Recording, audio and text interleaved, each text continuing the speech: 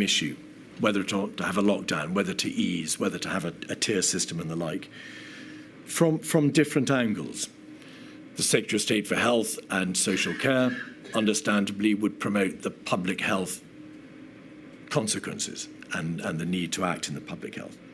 The Chancellor would frequently promote the economic considerations, but all, it's obvious, were aware to greater or lesser degree of the societal and economic harm that would result from the decisions that you were having to contemplate making. Who ultimately had to weigh up and determine the competing public interest considerations, public health, societal harm, economic damage, and so on? On whose shoulders rested that debate? That's the job of the Prime Minister, and there's only the Prime Minister that can do that. But I think that everybody. That wasn't actually a bad way of doing it, to have different interests represented by different Secretaries of State and different departments. Presumably you needed the advice of your close advisors, your Cabinet Secretary, and those in the civil service, in addition to the advice that you were receiving from your Secretaries of State. Could you give, please, the inquiry an indication as to the identity of the persons upon whom you were most reliant in that debate, in that weighing up exercise? Well, I don't wish to embarrass distinguished public officials by naming them. I don't know what the. Well, I find that civil servants, on the whole, are quite happy to remain anonymous. But I can certainly it was a bit quiet tell you the last that time. I had superb deputy private secretary, a mathematician, an economist who's brilliant in understanding healthcare issues, and an absolutely brilliant private secretary for healthcare. the inquiry's obviously heard from a number of advisors and civil servants. I think you've heard from both of those individuals.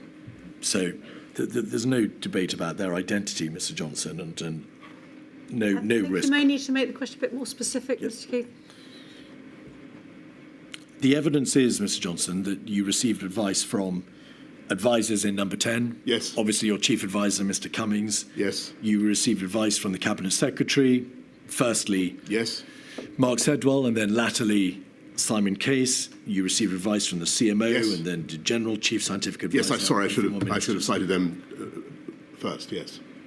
It's apparent that on top of the formal advisory structures, the meetings with the CMO and the GCSA, the meetings with the Cabinet Secretary, the meetings with the ministers, appease the public. I don't think anything will actually Chief Advisor get done about Mr. Cummings, with your Cabinet Secretary, with your with your Principal Private Secretary, and so on. There were a huge number of rolling meetings with your innermost group of advisors, and I want to know to what extent, therefore, you came to rely upon them in the ultimate decision-making process. I, of course, relied on the advice I was given, but the way it works is advisors advise and ministers decide, and that was what happened. You received a great deal of advice from the Chief Medical Officer and the government's scientific chief advisor. They were a vital source of advice, that's obvious. You were aware that SAGE met hundreds of times, that's to say the Scientific Advisory Group for Emergencies. Did you ever read their minutes, or were you wholly reliant on the CMO and the GCSA to relay to you what SAGE had said? I think I did once or twice look at or maybe more than that. I looked at what SAGE had actually said, and SAGE certainly produced a lot of documentation. But I think that the CSA and the CMO did an outstanding job of leading SAGE and of distilling their views and conveying them to me. The SAGE minutes were described as consensus minutes because they were designed to be read at speed, to be able to get to the heart of the issue immediately on reading them, and to ensure that the advice that was being given would be readily and speedily understood. Did you ever think of calling as a Harry general really practice needs for to, those minutes so that you could yourself sort read them? Boris's hair Many out of them again, were only don't she?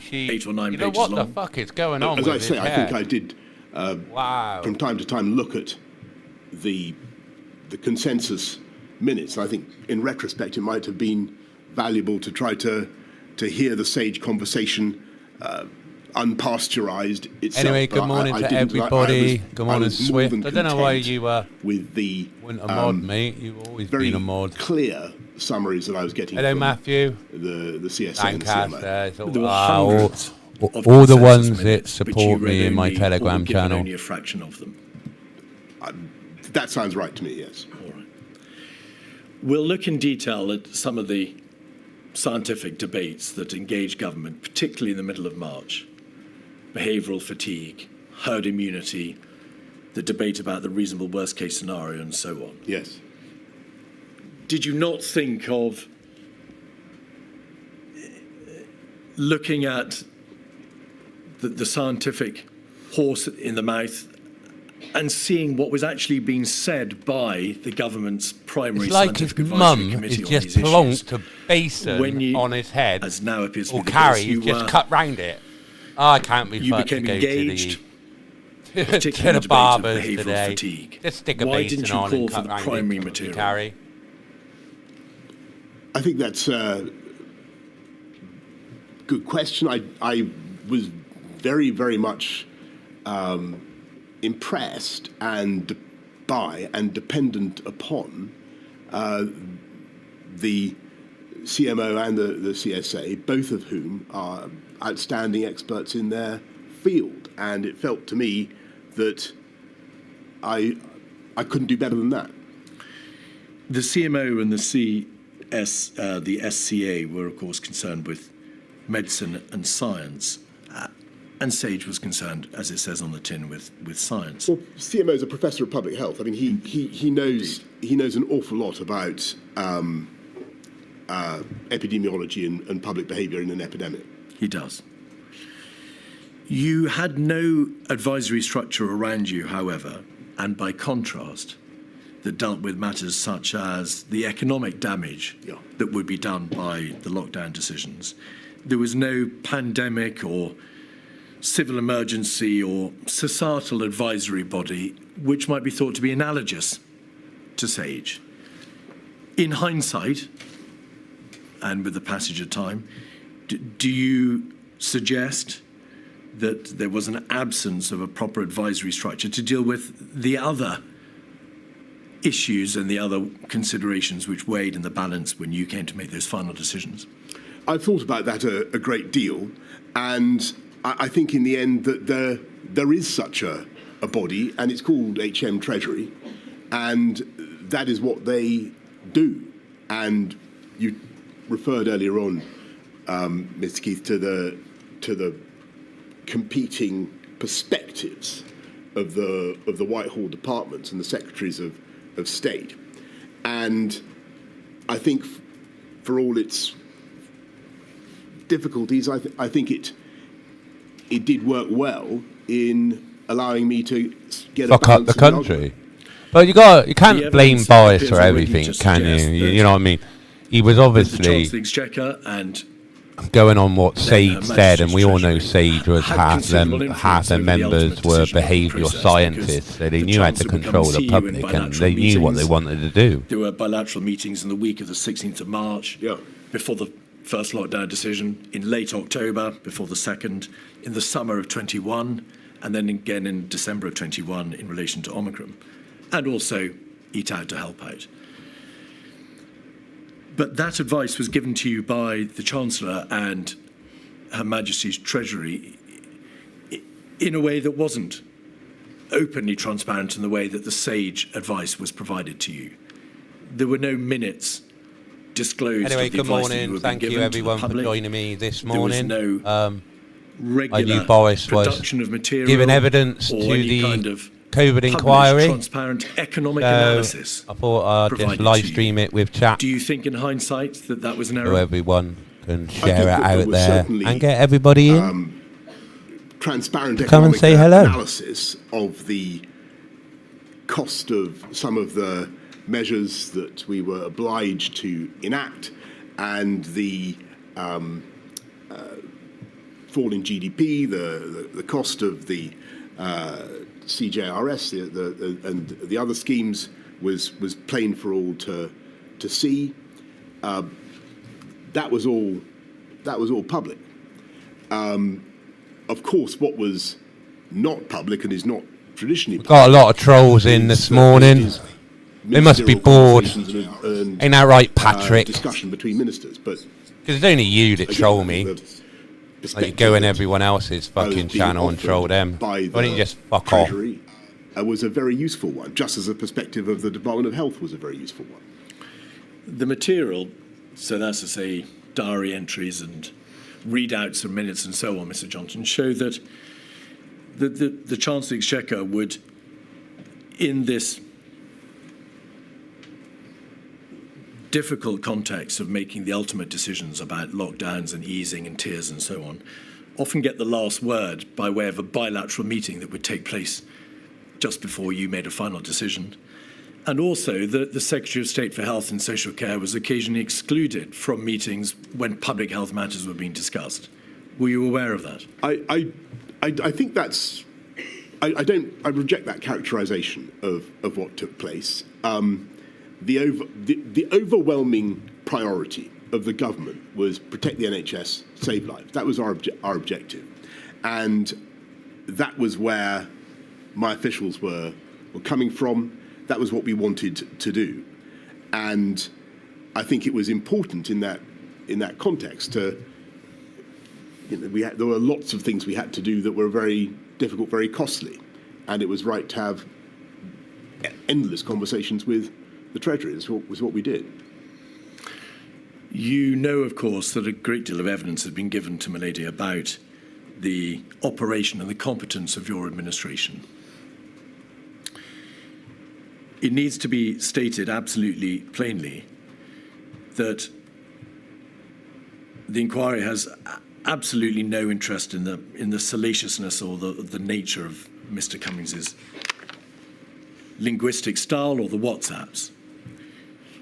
But it does have an interest, of course, in whether or not his communications revealed an abusive and misogynistic impact.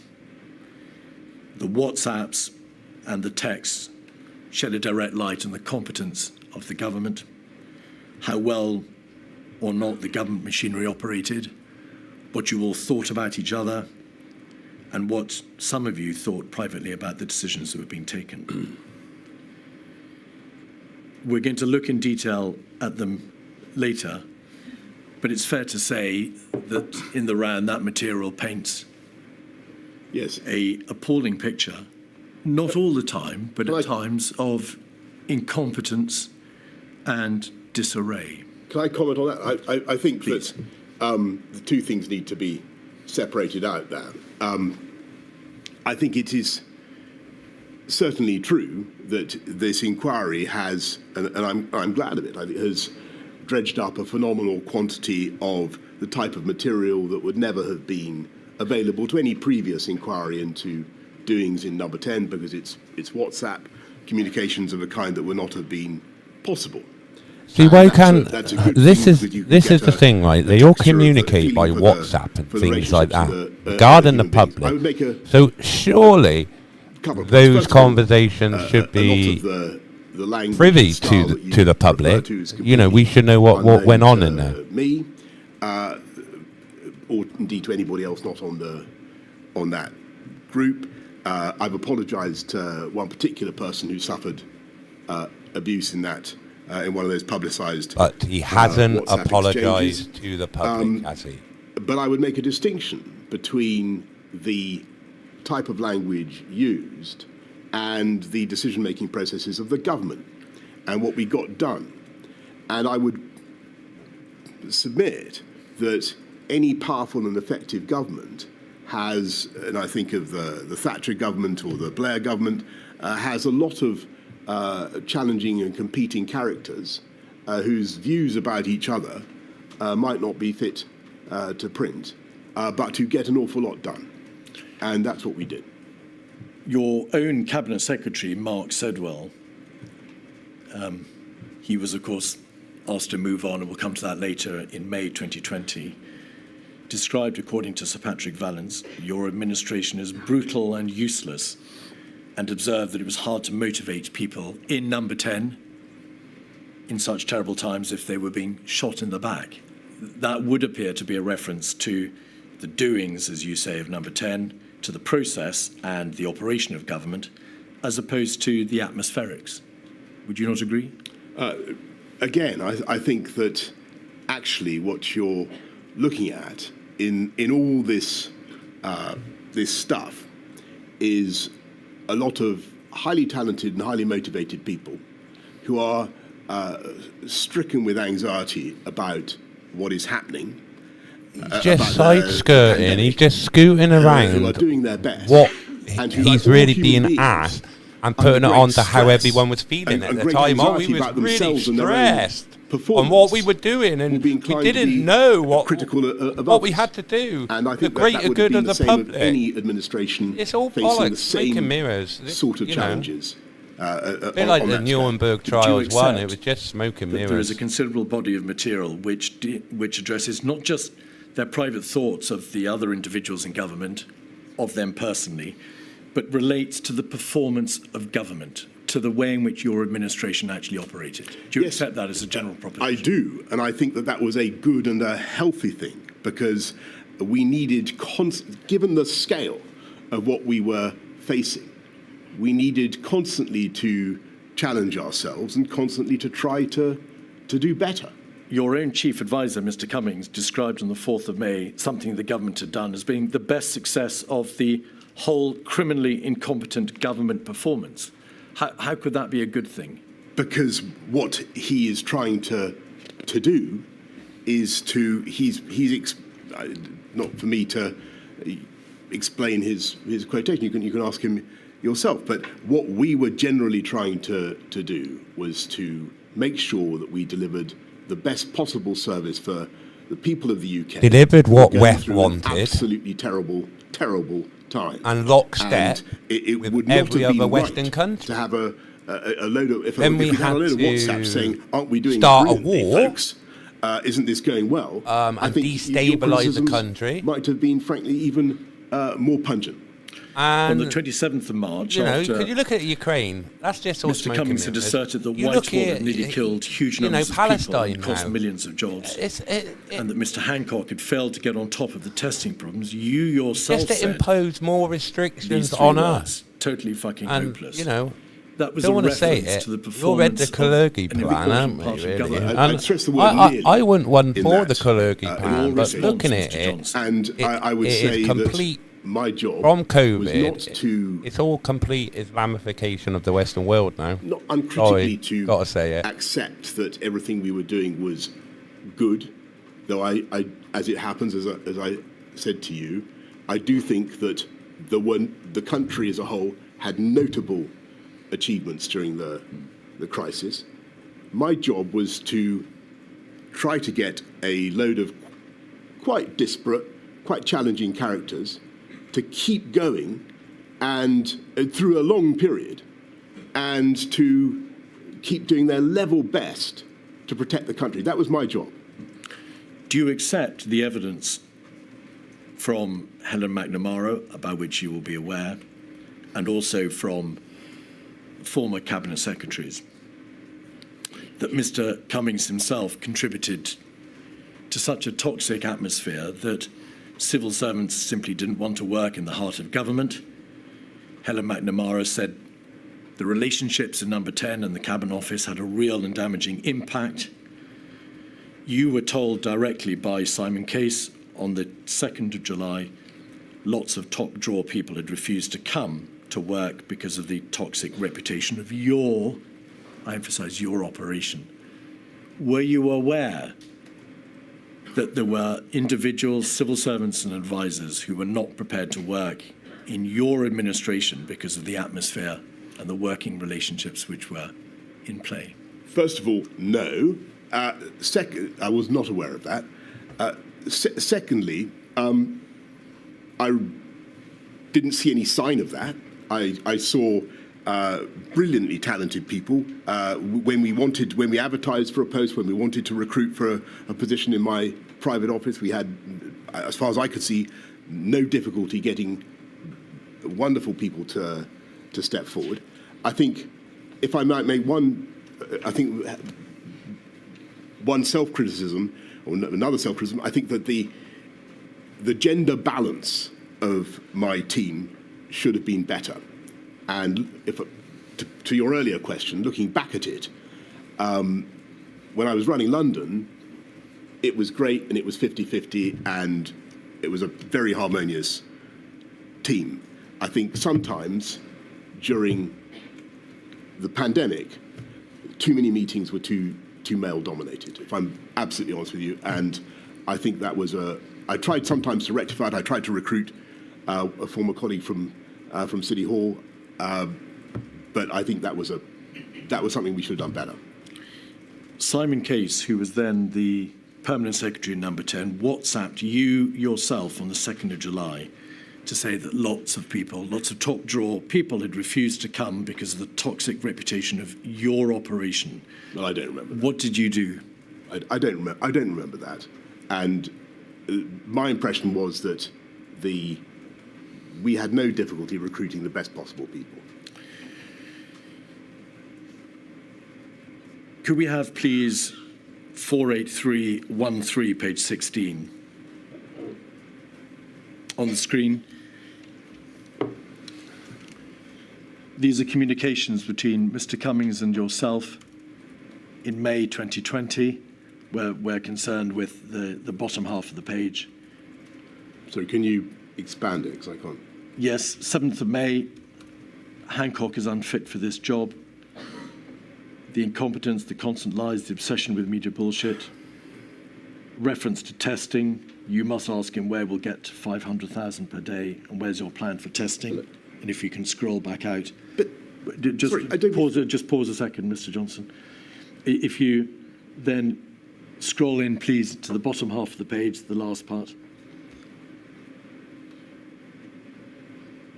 Mr. Cummings says, it'll certainly be a cock-up like everything else, but it'll be far from the worst of our cock-ups over the next 8 weeks. You need to think of Binny Hancock, and so on and so forth. You cannot suggest that you are unaware of the opinion taken by your chief advisor over your Secretary of State for Health. You cannot suggest you are unaware of the concerns expressed by your Cabinet Secretary about the toxic reputation of your operation, because he WhatsApped you directly. You cannot suggest that there weren't grave concerns being stab you in the back game, isn't innit? That's what they're doing, and now they're trying to, shirk the blame onto somebody else. Because of the atmosphere you allowed to develop. So, first of all, in politics, there's never a time when you're not, if you're Prime Minister, you are constantly being lobbied by somebody to sack somebody else. It's just what I'm afraid happens. Yeah, but that's your fucking it's job. Life. Everybody's constantly militating against some other individual for some reason of their own. It's just that I'm afraid that's the nature of it. It is perfectly true that this advisor in particular thought had a low opinion of the health secretary. I thought he was wrong. I stuck by the health secretary. I thought the health secretary worked very hard, and whatever, he may have had defects, but I thought that he was doing his best in very difficult circumstances, and I thought he was a good communicator. Could we have 303245? Your first and Lisa, you're right. Secretary regarding the message, how were they printed out from a website? Because to connect your phone to a computer, you have to have the phone, don't you? Mr. You have to scan the QR code from the screen. You have told Mr. Cummings outright to stop talking to the media in his presence. This place is just insane, zero discipline. And then in the bottom half of the page, these people are so madly self-defeating. It's hard to ask people to march. It should be to the sound of gunfire. And then the Cabinet Secretary.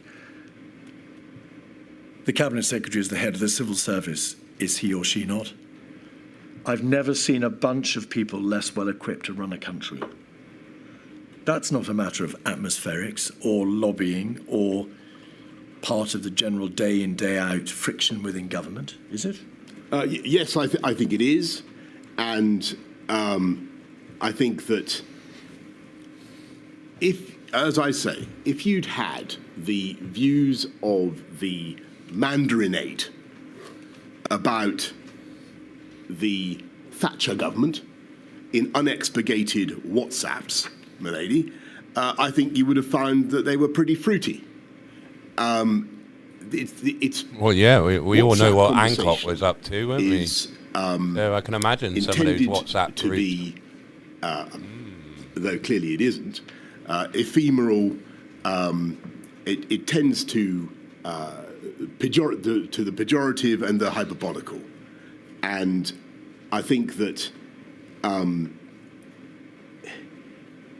the worst vice, in my view, would have been to have had an operation where everybody was so deferential and so reluctant to make waves that they never expressed their opinion, they never challenged, and they never doubted. It was much more important to have a group of people who are willing to doubt themselves and to doubt each other. And I think that was creatively useful rather than the reverse. Some of these senior advisors didn't just lack deference, to use your word, Mr. Johnson. They doubted you, and they doubted your ability and your competence, as you now know from having seen the material. Could we have, please, 273901, page 188? Oh, here we go. Here we go. Is this the damning evidence? That's from the 19th of September. Page 229. See, in a court, surely, you know, I know this is an inquiry, but when people enter evidence in a court, yes, I'm just going to put. You have to see the original, don't you? Normally, the original's got to be available. I enter this in evidence, and then you can use an extract. Material which has been produced. I want to see the fucking book, and then the page notebook, 245, physical.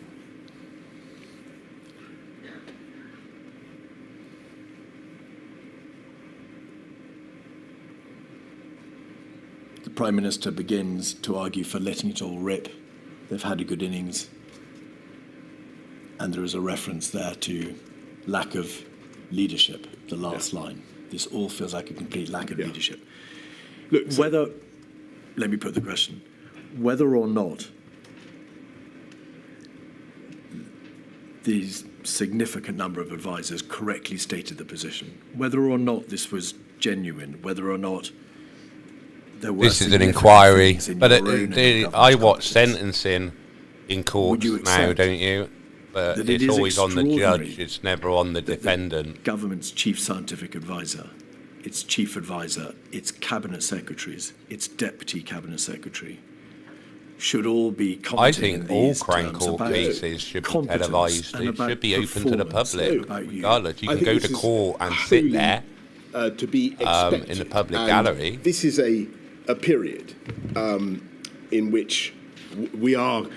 It's an inquiry. Going through a resurgence still has the same of the virus. You're looking at the October rules as a courtroom period, and the Patrick, the CSA, talks about inconsistency, and we've just got to face the reality. I've got to face the reality as Prime Minister that the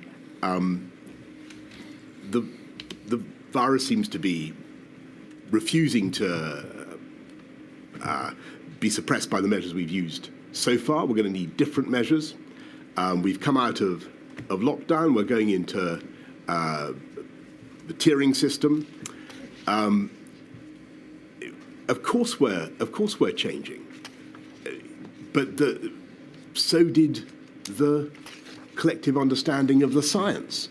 And if you look back at what happened during COVID, we had radically science different was views wrong, over though, wasn't the it? period, over the efficacy of masks, over whether asymptomatic transmission why was could the science take place. wrong? We had a totally different view within months about whether ventilators would be needed. I was told to begin with we needed 25% of patients would need ventilators. That turned out not to be true. Then on this particular issue, you've got the scientists calling for us to go early and go hard, and this takes us back to your initial line of questioning. When earlier on, they had been saying expressly that if you go hard too soon, then you have two problems: behavioural fatigue and bounce back. And the problem that I was facing, and it was an appalling problem, and they seen in October, was that we didn't have therapeutics, or we didn't have. Well, we had some therapeutics. We didn't have a vaccine. We didn't have a way out. Majority of the money that paid for all the PPE eventually came out of the public purse, and everyone that pays taxes, paid for it, and they all seen it. At this particular moment, I'm sure we'll come to the October, they all November, disappeared off on their yachts, sailed off. Look at the maids of Tom and things like that. We were going Look to have to do the same thing Ian fucking took over and over again, and all off the back of the English and British public, wasn't it? And what all those comments reflect is the deep anxiety of a group of people doing their level best who cannot see an easy solution and are naturally self-critical and critical of others. All right. It's obvious that these things were said at the time. You say not to you, although I've put to you a WhatsApp which was sent directly to you. And there are obviously others. Well, it's a WhatsApp that claims to have said something directly to me. Well, the WhatsApp has been taken, of course, from the material which you've provided and from, obviously, the phones from other people who were interlocutors to the same conversation. If I may correct you, Mr. Keith, what that WhatsApp was a WhatsApp from the Cabinet Secretary saying that he'd told me directly something. I don't think I saw the WhatsApp directly to me. Mark Sedwell, on the 2nd of July, WhatsApped you directly to say lots of top-drawer people had refused to come because of the toxic reputation of your operation. I'm sorry. Whether this material indicates a significant failing at the heart of government and in failures of competence. They called the elderly, They undoubtedly. My 97-year-old grandmother. And you no doubt accept you're responsible my for wife's that grandmother, but she was my grandmother also. You must have reflected, Mr. Johnson, long and hard, both whilst in office. They locked him down. She was fine throughout lockdown. It wasn't until they rolled out what lessons can be the learned vaccine from the way in which power is that they exercised, went in, the way in injected which them all, government and performs at the within highest 2 level. weeks, she was dead. Have you And they reflected put it down upon to that the whether people or not that were coming and system injecting must have had COVID. SPADs, the system by which you receive advice from your political advisors. A lot of needs to be people died reformed. over the last couple of weeks. Have you haven't reflected on the function and powers and the extent of powers of SPADs, or on the competence of the ministers whose advice you accepted? Well, I think with hindsight, there's all sorts of things that you could do differently. I think at the time, I decided that it was best to have an atmosphere of challenge with some strong characters giving me advice, and I valued that advice. Well, with hindsight, you can now see what was going on, and you've had this material for some time. Have you reflected on whether or not the inquiry could, if my lady sees fit, make recommendations about the way in which a character such as Mr. Cummings, about whom some extremely strong views have been expressed, should be in the position that he was? Another question. Views on whether or not the Prime Minister had access to the correct and proper forms of advice? Are these not issues that you've thought about? Yes, but I think overwhelmingly that I did have access to the correct and proper forms of advice. And if you ask upon whom I relied for that advice, it was the CMO and the CSA, together with the experts, the officials in my private office. You lost confidence in your cabinet secretary in May 2020, did you not? Well, he asked to step aside. Did you lose confidence in your cabinet secretary in May 2020? Yeah, he asked to step aside. Did you lose confidence in your chief advisor, whom you described as engaging in an orgy of narcissism at the heart of your administration? Well, I think he also. Oh, you see? Aside. Did you lose confidence in those senior advisors, This Mr. guy? Johnson, See this guy? and effectively Number one dispose of bullshit them guy. both? He do the Well, they both stepped aside from government, but it was a very difficult, very challenging period. People were getting, as you can see from the WhatsApps, they were getting very frazzled because they were frustrated. COVID kept coming at us in wave after wave, and it was very, very hard to fight it. And people were doing their level best. And I don't, when people are critical of the guy at the top, or they're critical of each other, that's a reflection of the difficulty of the circumstances. When it became easier in the spring and during the vaccine rollout, people's tone changed. Of course it did, but it was a reflection of the agony that the country was going through and that the government was going through. Ladies, that's a convenient moment. I'm about to turn to a completely separate topic. Right. I shall return at 20 past. Thank you.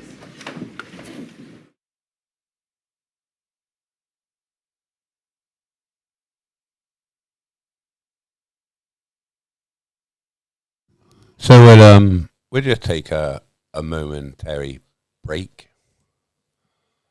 We'll leave it running.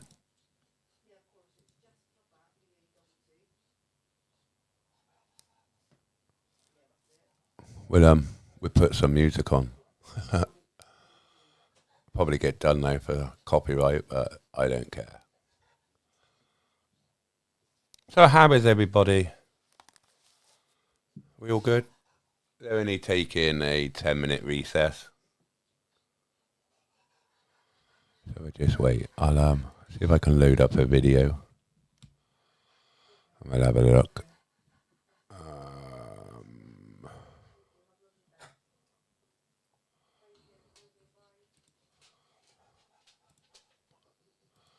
We just loop a file. YouTube uploads.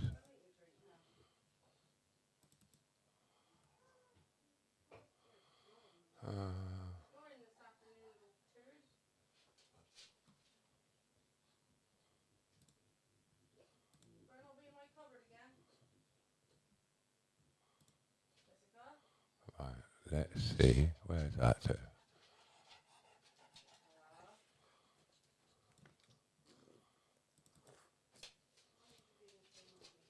Can't find the screen now.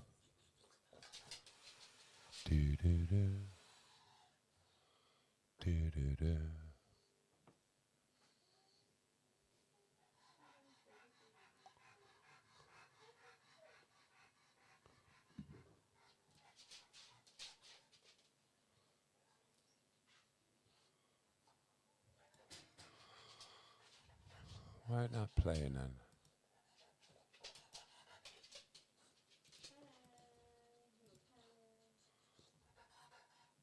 Weird.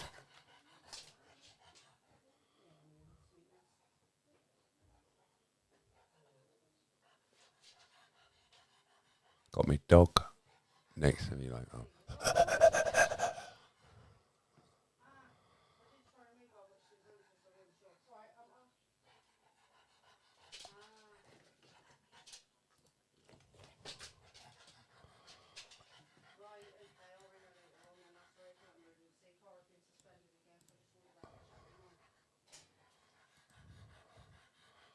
Alright, let's do it this way. I ain't got a clue why it's not coming on. Really don't.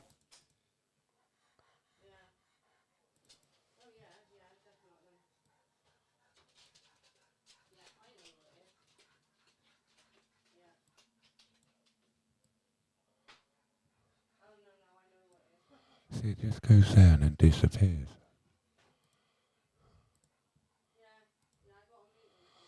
Oh dear, oh dear, oh dear, oh dear, oh dear, oh dear, oh dear.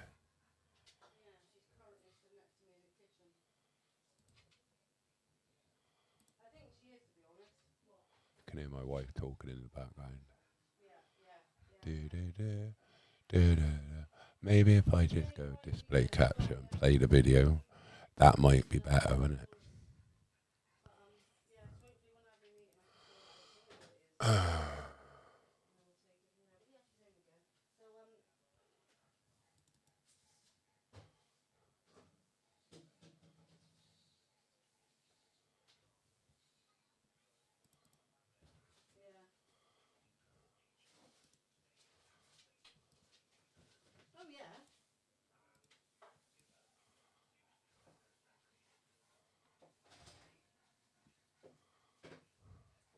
Oh, it moves it. Moves my old desktop as well. Oh yeah, that's a bit. I know you want information. Yeah, I know what about these that are building bombs? We haven't had that. We haven't.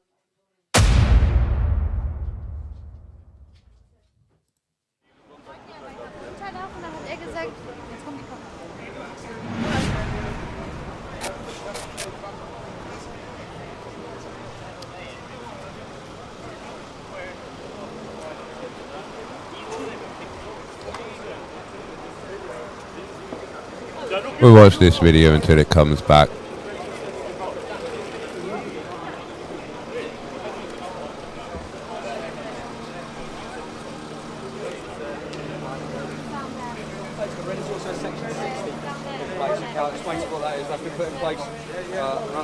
Why are you coming up to me? What have I done? Because I suspect that you're part of the group that's been causing disorder. I've come up for a drink with my mate for a drink.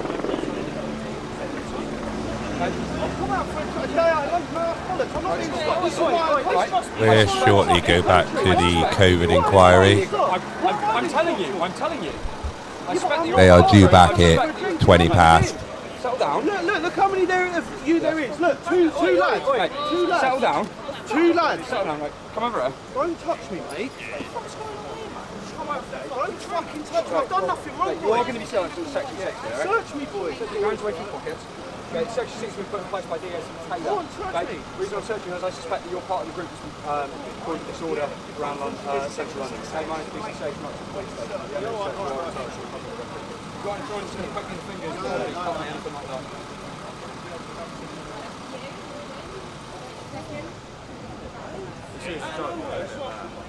Well, we don't know where the English down to get sick. And you lot should know that it's your job what you're doing. This is what did your grandparents fight in the war? Mine did. Yeah, but did your grandparents fight in the war? Mine did. Yeah. So doing this job, sickening behaviour. Can I have my stuff back, please? I know you want information. Yeah, I know what about these cunts that are building bombs and all that? We haven't had any information suggesting they got. Listen, if your grandparents fought in the World War, you should be ashamed. Good morning, Ian. And you work for them. You boys work for them. What's your name, mate? No, I ain't giving it to you, mate. There are two actions. There is a Section 6. You should be here with us. With your grandparents in the war. They've got to. Yeah, you should be back in the army. They're two separate elements.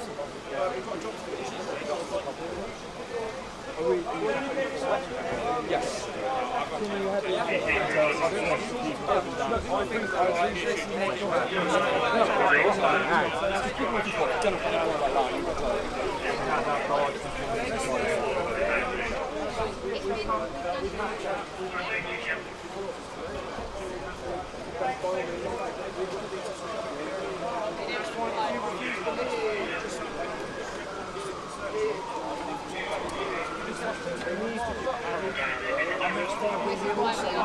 I hope the sound and the audio quality is all good, guys.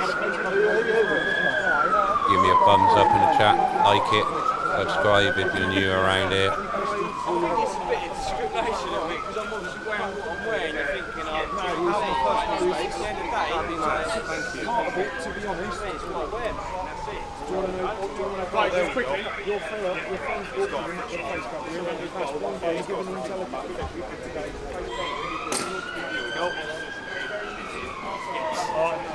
If you...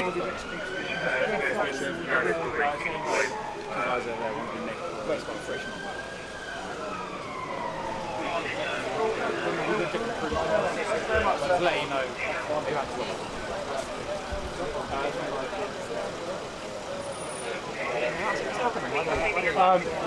In London today, yeah, and there's a section 60 and 60 AA in place, which if you're part of a group... Good morning to everyone that's just joined me. Good morning, Generic, Vanish, and everyone else is in the chat. So basically We're shortly be returning to the COVID inquiry, where Boris Johnson is giving evidence on his involvement and what he did to put one of the final nails into the country. And it only can be in place for 24 or 48 hours. Yeah, they are the TSG, which is the Territorial Support Group. We are riot police. They're basically their riot police. Yeah. You used to police station. Yeah, I hit my head. No, I hit They obviously don't know what 20 past means.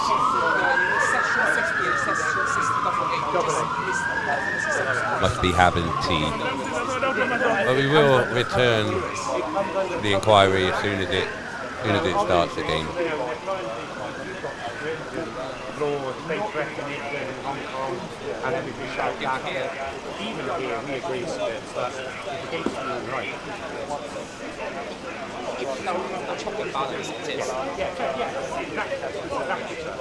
But used to it against terrorism, but you didn't. But you, member of the public, and you obviously being one of Hong Kong, you get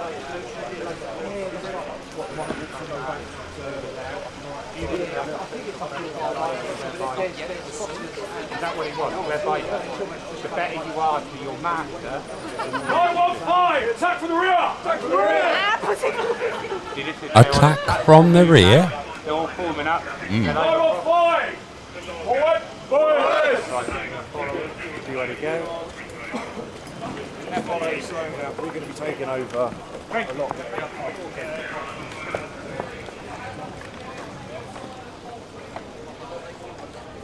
I might cut out under here a little bit.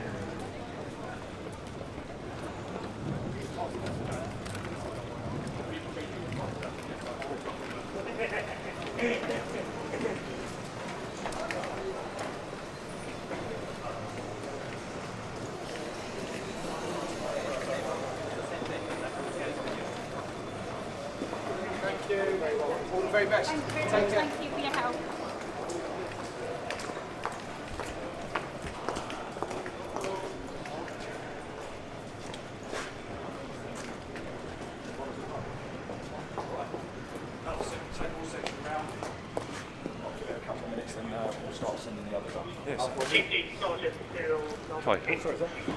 The drone I used to film the protest was a DJI Mini 3 Pro.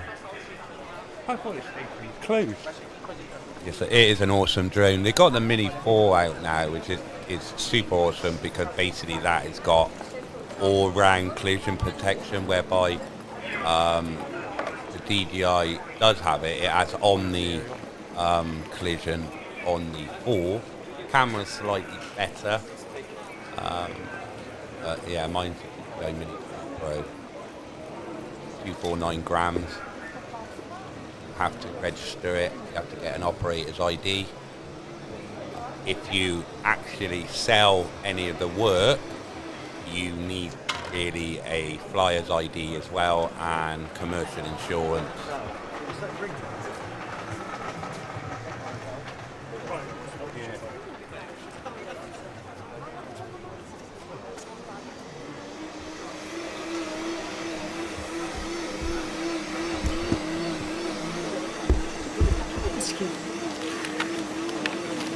Mr. Johnson, we're now going to turn to look at the events of January and February. In your witness statement, you say We are back at inquiry. Concerns, around about the 7th of January. You say he rang you again on the 22nd of January. To put this in its proper chronological place, the first SAGE had taken place on the 22nd of January, the first COBRA on the 24th of January. He says, however, in his witness statement that he called you directly on at least 4 occasions during January to try and impress upon you his concerns. Although he does not say so, the implication is that he was at pains to try to alert you to the problem as he saw it, and he was required to raise the matter with you repeatedly. Do you recall a repeated number of attempts to raise the alarm with you in that way? I certainly recall the conversation on the 7th of January, and the context, and I remember thinking about it and saying to him, well, keep an eye on it, and I've set out in my statement my initial instincts about it. I don't, to be frank, remember all those conversations, but it's true that we would have spoken on many occasions, because we generally spoke quite a lot. I think that in that period, January really to the end of February, towards the end of February, COVID was pretty much like a cloud on the horizon, no bigger than a man's hand, and you didn't know whether it was going to turn into a typhoon or not. And I certainly didn't. I was unsure. No, Boris. And it became clear much later. And your advisors the matter was first raised with your Cabinet Secretary Mark Sidwell, formally on the 21st of January. You got it completely right. It was no bigger in your hand. In fact, of the World Health Organization first novel coronavirus situation report. In a new strain. Do you recall when the matter was first brought officially to your attention? You were obviously aware from news reports, and you'd been aware from your conversations with Mr. Hancock as to the possible elderly.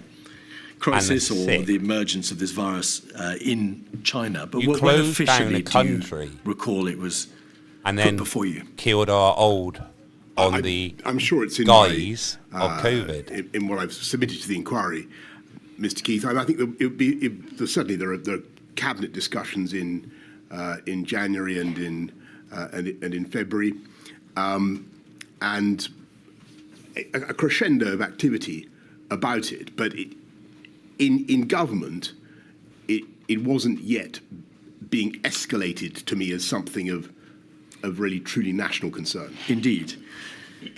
A COBRA was convened, chaired by Mr. Hancock, on the 24th of January.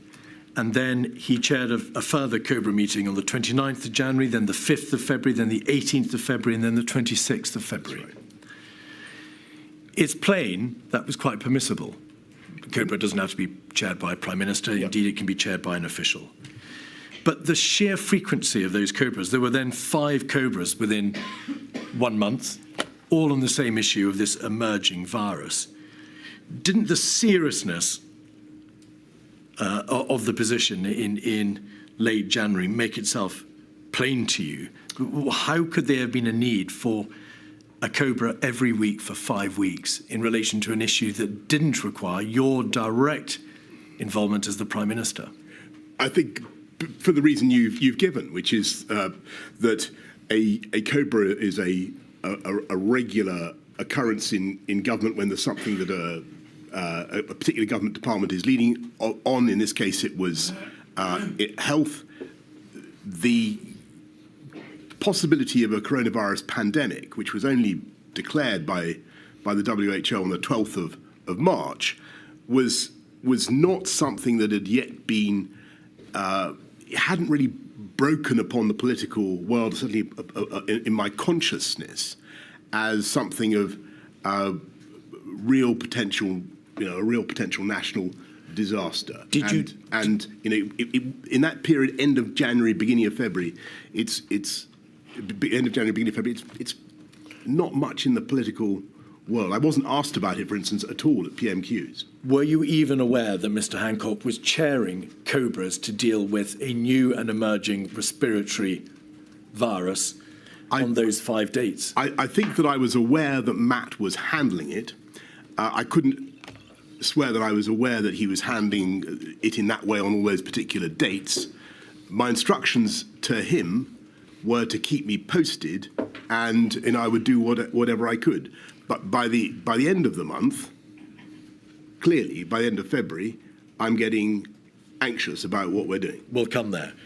Did you, or do you recall having any debate with your advisors as to whether or not you should be chairing those COBRAs, or whether or not the seriousness of the position required you to chair the COBRAs at the end of January and throughout February? Yes, I think there's an exchange. I remember talking to my private office and saying, this is clearly becoming an issue of national 24th of February. Thank you. Before that date, for the month beforehand, did you think to say to your officials, the Secretary of State for Health is chairing a COBRA now on a weekly basis to do with a fatal viral pandemic, which currently is just spreading. Hadn't yet been declared as a pandemic. It hadn't been declared as a pandemic, but by the 16th of January, it had spread to Thailand and Japan. The scientists in the United Kingdom had reported on the 12% hospitalisation rate. It was clear from the material in government that only a small fraction of the infections in Wuhan were being detected, and there was already evidence of limited human-to-human transmission, all by the 16th of January. So, in an overarching sense, why do you think that the Prime Minister, yourself, was not informed earlier as to those extremely worrying features of this emerging virus? I think that here's what I really think happened. I think that actually everybody, had they stopped to think about it, could see the implications of the data, the implications of what was happening in the numbers, the percentage of fatalities in China. But I don't think that they necessarily drew the right conclusions in that early phase, and which is no fault of theirs. I think what happened was something that was completely outside people's living memory. What we were dealing with is like a once-in-a-century event. And I just don't think people computed the implications of that data.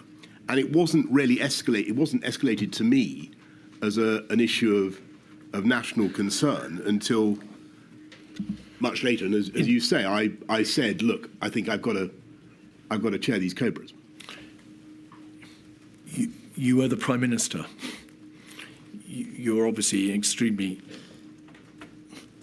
skilled politician, and you have direct, intimate experience of running government. From the viewpoint of the bereaved and those who are terribly damaged and harmed by this pandemic, how could a government have generally failed to stop and think? The system is there to make you think. The risk assessment processes and civil emergency procedures are there to make sure that you don't have to stop and think. It responds. But on this occasion, generally, and it's not a personal point, generally the system did not stop and think and say, this data shows there is a greater problem than we currently understand. I think I think I've tried in a way to give you the answer to that. I think that what really happened was outside our living experience. We hadn't seen something like this for a century or more. And unfortunately, what we did remember was not helpful, because what the system did remember, was things like SARS and MERS and swine flu and so on, other zoonotic diseases that certainly had an impact in Asia, which is what we were seeing, but ultimately were relatively, if not wholly, benign in the UK.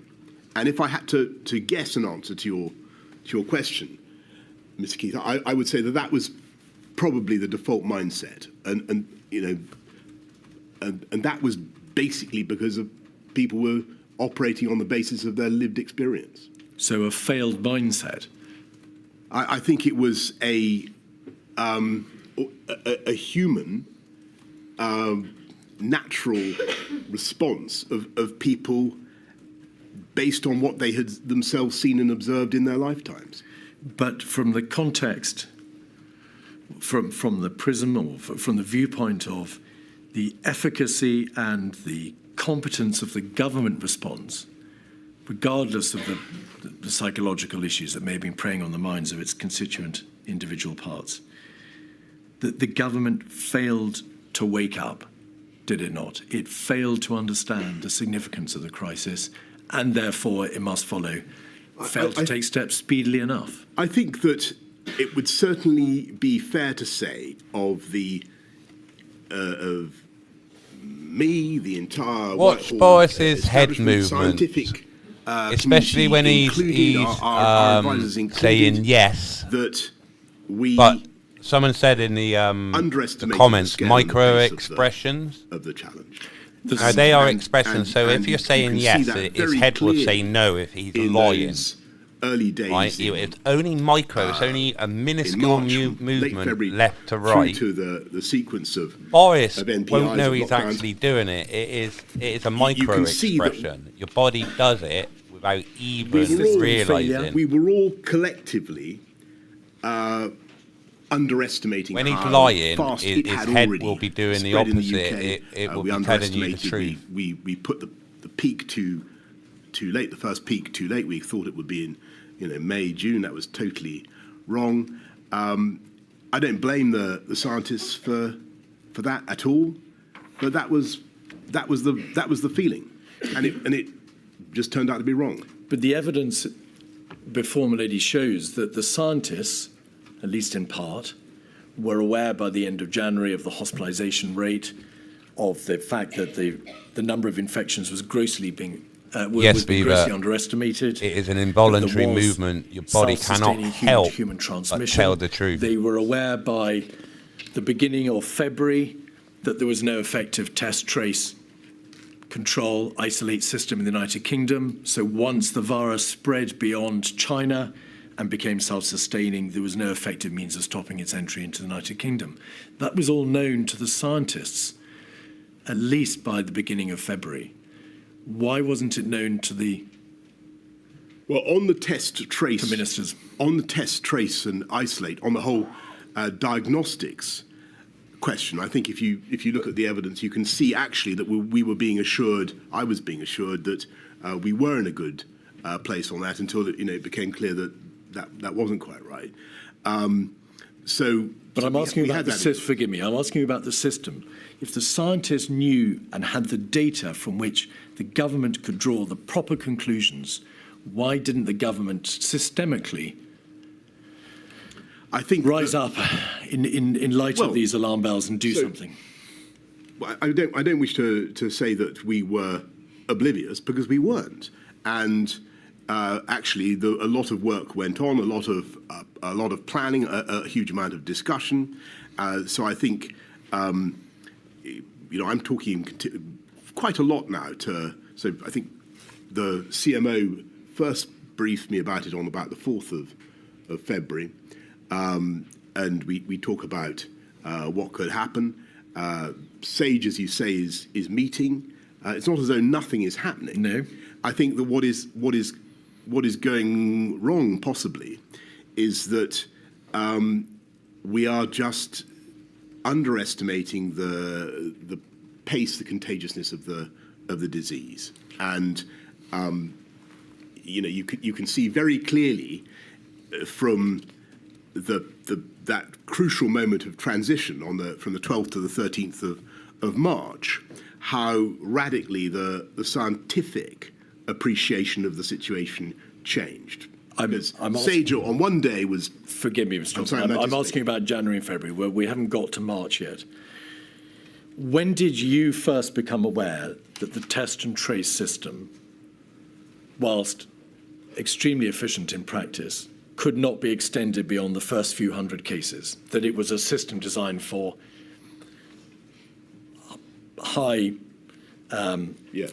consequence infectious diseases? It dealt with travellers, it dealt with index cases, but it couldn't really be expanded beyond 10 or 20 index cases and 500 or 600 contacts. Yes, you're going to have to forgive me, Ms. Gill. I can't remember exactly when it became obvious that test and trace wasn't going to work, but there came a point quite early on when I think Chris or Patrick said, look, test and trace isn't relevant anymore because of the spread of the disease. I couldn't date that. From which you then, of course, appreciated that if the virus spread outside China and was self-sustaining, and it had already, yes, I'm sorry, that was probably much later in March. All right, you think that was later in March? I think so, but I couldn't swear to it.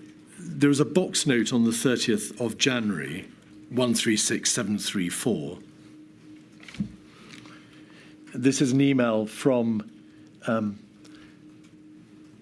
member of your office, Mr. Johnson, to Post, the private office support team. Grateful if you could include the below in the box tonight. Prime Minister, to be aware, the Chinese government granted the permission for the flight to evacuate British nationals from Wuhan, so we're concerned here with repatriation. If we then go over the page, there's a reference to the WHO expected to declare a public health emergency of international concern.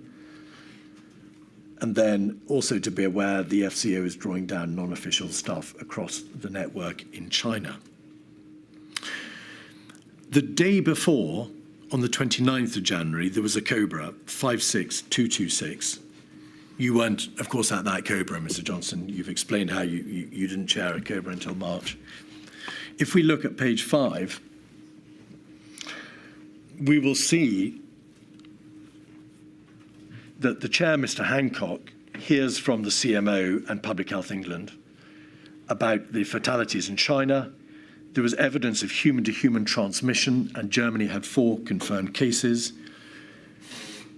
And then at paragraph 3, the CMO said the UK planning assumption were based on the reasonable worst-case scenario. There were 2 scenarios to be considered. The first was that the spread was confined within China. The second was that the spread was not limited to China, and there would be a pandemic-like scenario with the UK impacted. The second scenario was plausible, but it may take weeks to months. The CMO sets out there in Cobra, and my lady's heard evidence on this, that it was understood that if the second scenario came to pass, there would be a pandemic, because once control had been lost, a viral wave was inevitable. Yes. This is a Cobra that takes place on that day. And that's how you build your herd immunity. The following day, you receive a box note, which appears to be solely concerned with repatriation. Protecting, and you let everyone else get on with it. Were you, the Prime Minister, not being told directly? This is a virus which, if it escapes China, will result in a pandemic. There is information already that it has a very serious fatality rate and a very serious hospitalisation rate. Why was that basic? Yes, it has light bulb information not brought to your only has attention that so that you could see the true nature of this emerging crisis? Who had underlying medical conditions. The exact reason why that Cobra was not brought to my attention. That detail of the Cobra was not brought to my attention. But I can say that at that stage, I think that even the concept of a pandemic did not necessarily imply to the Whitehall mind the kind of utter disaster that COVID was to become. And if I may, and that may sound odd, but what I'm trying to say is that I think people were still operating they were still thinking about things like an influenza pandemic, or some of the other diseases that I've mentioned. Well, this material, along with a plethora of other documents, shows that the reasonable worst-case scenario was already being envisaged, and that was a reasonable worst-case scenario which denoted deaths to the tune of 800,000 people. So it couldn't have been unknown to Whitehall, but you say the eventuality was not aware. I didn't see that figure, and I saw a different figure, I think, towards the end of. I think all the documentation by which time shows that your alarm was really truly raised. But I'm trying to give you my best explanation for why people were in the mindset that they were in.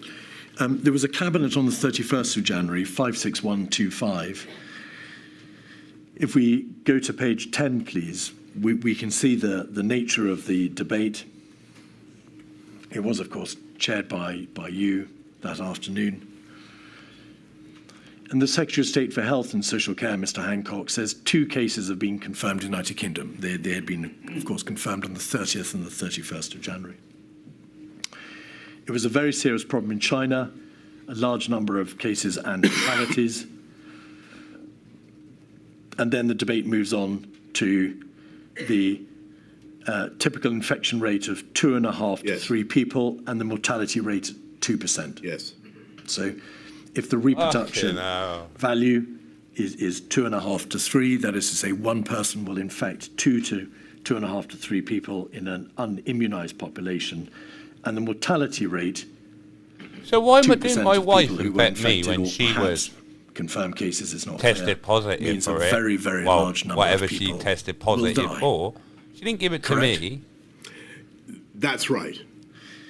The debate in Cabinet, page 10 and 11, deals with repatriation. The Department for International Development examines developing countries where the risk of spread of the disease was high. Spread of the disease globally would be a big problem for those countries and could also mean further evacuation of British nationals.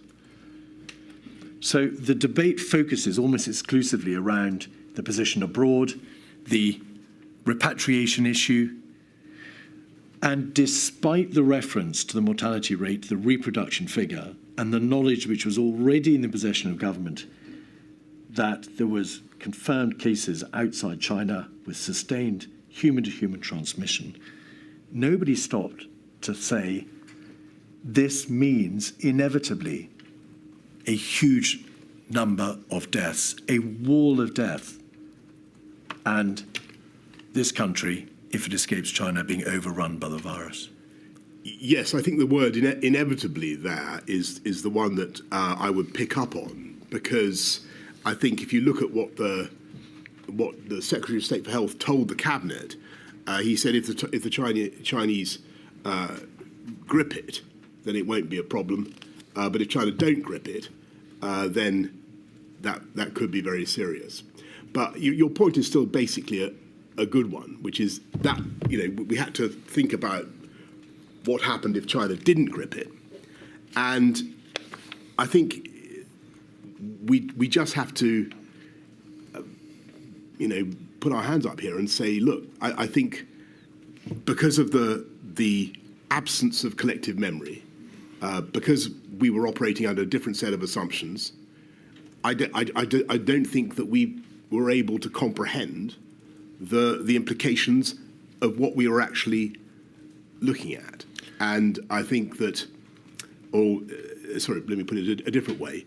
I think if we, as I said right at the beginning, if we had collectively stopped to think about the mathematical implications of some of the forecasts that were being made, and we believed them,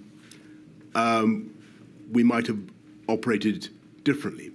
The problem was that I don't think we attached enough credence to those forecasts, and because of the experience that we'd had with other zoonotic diseases, I think collectively in in Whitehall, there was not a sufficient, loud enough klaxon of alarm. I don't blame people. I just think it was because of the experience that they'd had all their lives.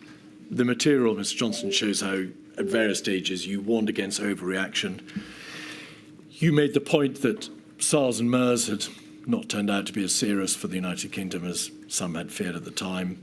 BSE had not resulted in the levels of deaths which some had forecast. So may we take it that you put yourself in that category of people who had insufficient credence? I was agnostic. I thought I took what Matt had to say very seriously. I thought he wasn't, badgering me without a reason. But on the other hand, I'd had the experience that you describe. So I was waiting for the advice and waiting for that to change. In your statement, you say, looking back, it is clear, and this is in the context of January, it's clear that we vastly underestimated the risks in those early weeks. If we'd properly understood how fast COVID was spreading and the fact that it was spreading asymptomatically, there are many things we would have done differently. So first, it was nevertheless clear that COVID was spreading because you knew that it had spread outside China to Thailand, South Korea, Japan. And there is material or a growing understanding that it can be transmitted asymptomatically. But what things... What there is now? There was a dawning realization, Mr. Johnson. The material shows, for example, nerve tag on the 14th of February, scientific reports to SAGE in the first week in February, Diamond Princess, and so on and so forth throughout the middle of February. So it was clear it was asymptomatic. But what are the many things that you would have done differently had you, as you say, properly understood the true nature of the crisis? Well, could I just come back on the asymptomatic one quickly? Because I do think it's important. The information that I was getting, and I think this went up right till the middle of March, was that you were unlikely to have COVID unless you had the symptoms, and I think I had that from the health secretary. You did at a cabinet meeting. You were told that by the health secretary. So there seemed to be a great deal of doubt. I'm sure you're right in what you say about the evidence that was knocking around about asymptomatic transmission and infection.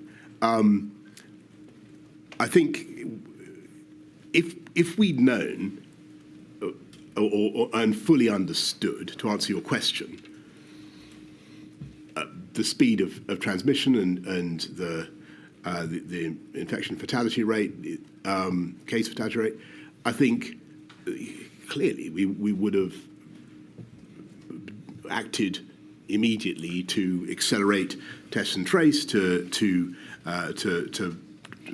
we would put huge quantities of time and effort into money into diagnostics, into PPE, into all the things that we were going to need. I'm not saying that work didn't begin. It did begin, but I think the panic level would have been much higher. I'm trying to explain as honestly as I can why I think that panic level wasn't sufficiently high. Let me make plain the reason I put the question to you in the way that I did in relation to asymptomatic spread is that your own statement says it was not known. If we had properly understood the fact that it was spreading asymptomatically, then there are many things we would have done differently. Yes, sorry, I should say... You didn't know.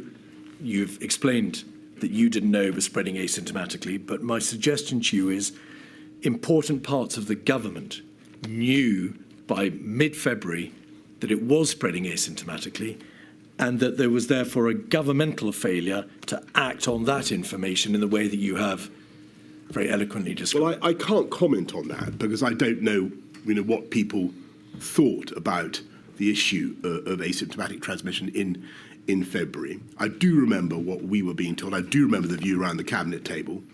I mean, the one thing that has troubled me a lot, I'm sure we'll come on to it, is the March discharge policy, where clearly the question of asymptomatic transmission would have been relevant. I'm so sorry to interrupt. Can we come back to that? There's an important contextual position which has to be set out for the purposes of that debate.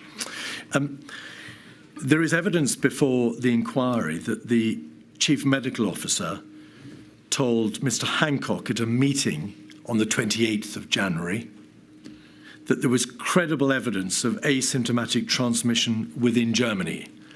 Was that a fact of which you were aware?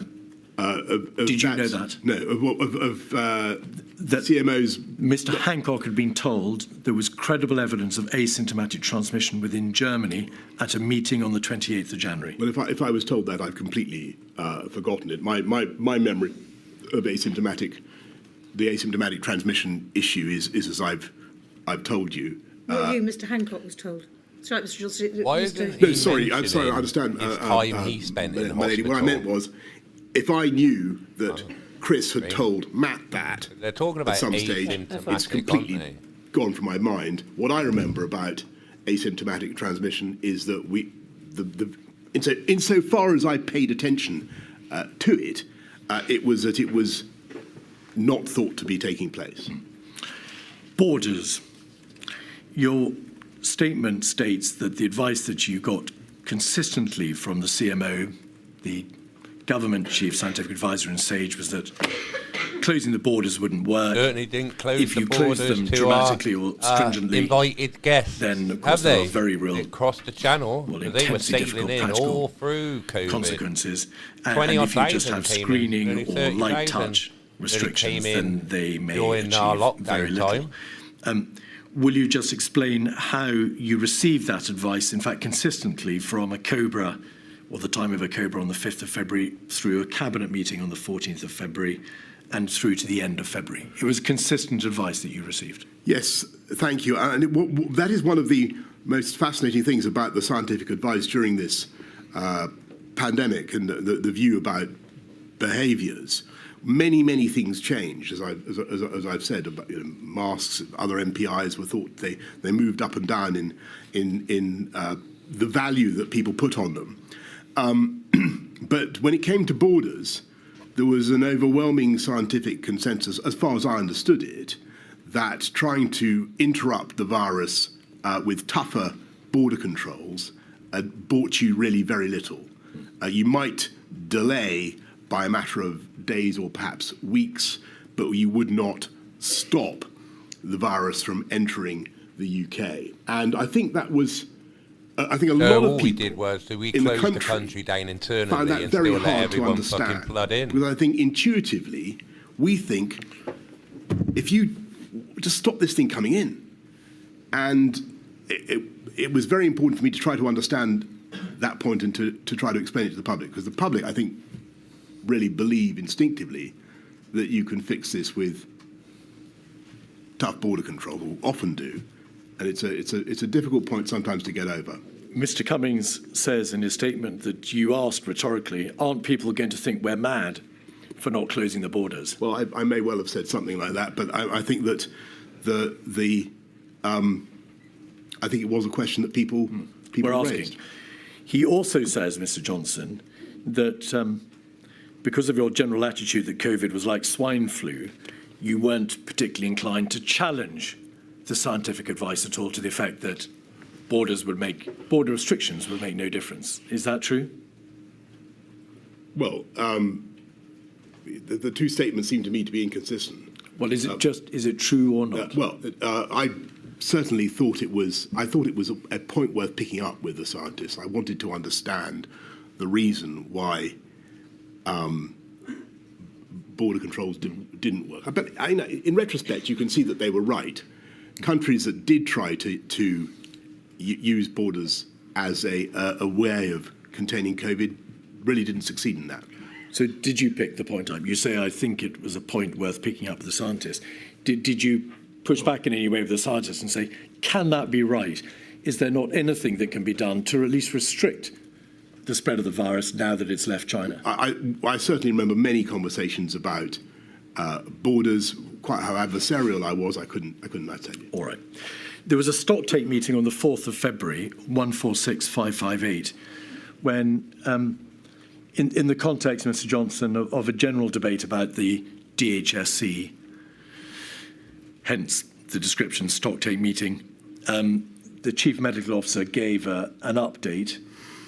Following an update from the CMO, the Prime Minister stressed the need to continue to explain our stance to maintain public confidence in the plan. On further travel restrictions, your Secretary of State was engaging Foreign Commonwealth Office and European colleagues and would revert with a proposal. According to the Permanent Secretary, Sir Chris Wormold, Mr. Johnson, and to notes kept by Imran Shafi, your Private Secretary of this meeting, you were in listening mode.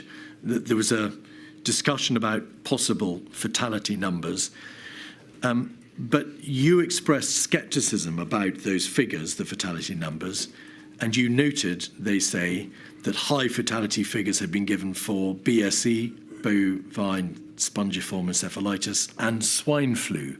Is that right, that you expressed scepticism about the possible number of deaths? I don't remember that, but I do remember. I certainly remember the BSE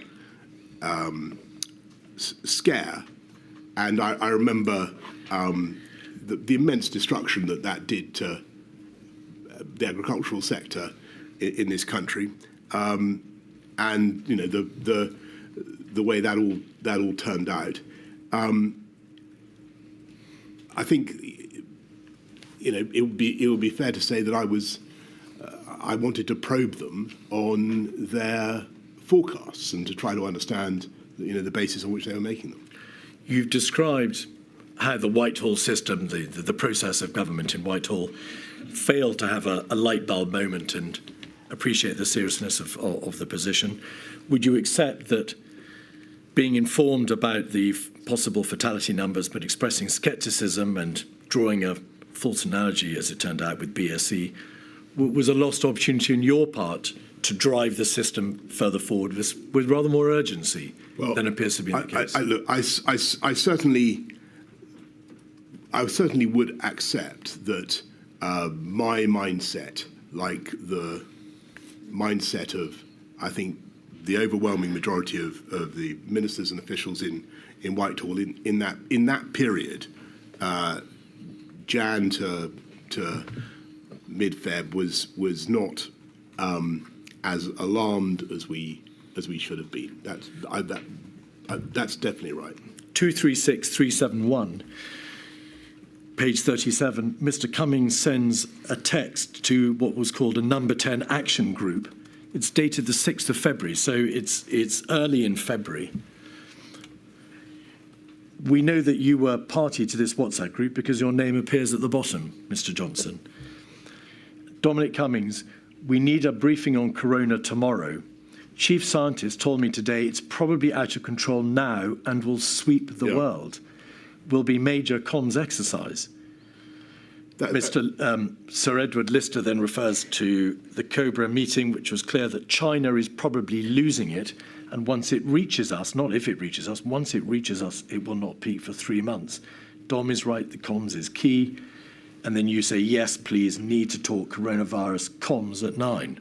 Now, putting aside the issue of whether or not what you said about the mindset of government applied to Mr. Cummings, or the chief scientist, you refer there to probably out of control now and will sweep world. Why was there a focus, by way of the singular response to that information, on comms? Why didn't any of you say, well, if this virus is probably out of control now and will sweep the world, bearing in mind the fatality numbers, the IFR, the hospitalisation rate, why did none of you say, we need to take steps now to deal with infection control, prevent the spread, alert the population, we have a major problem, not focusing on communications? Because I think that it's your point about the infection rate, fatality rate, the consequences.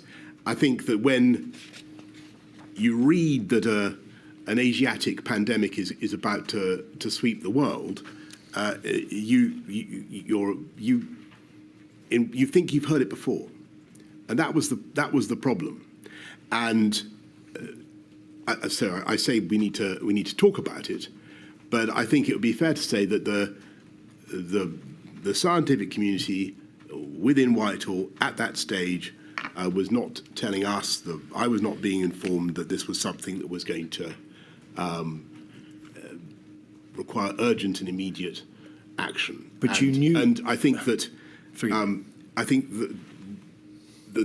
although you're right that we could see the mathematical implications of the reasonable worst case scenario, I think the problem was that we didn't think, and this was our mistake, we didn't think that the RWCS was very likely to happen.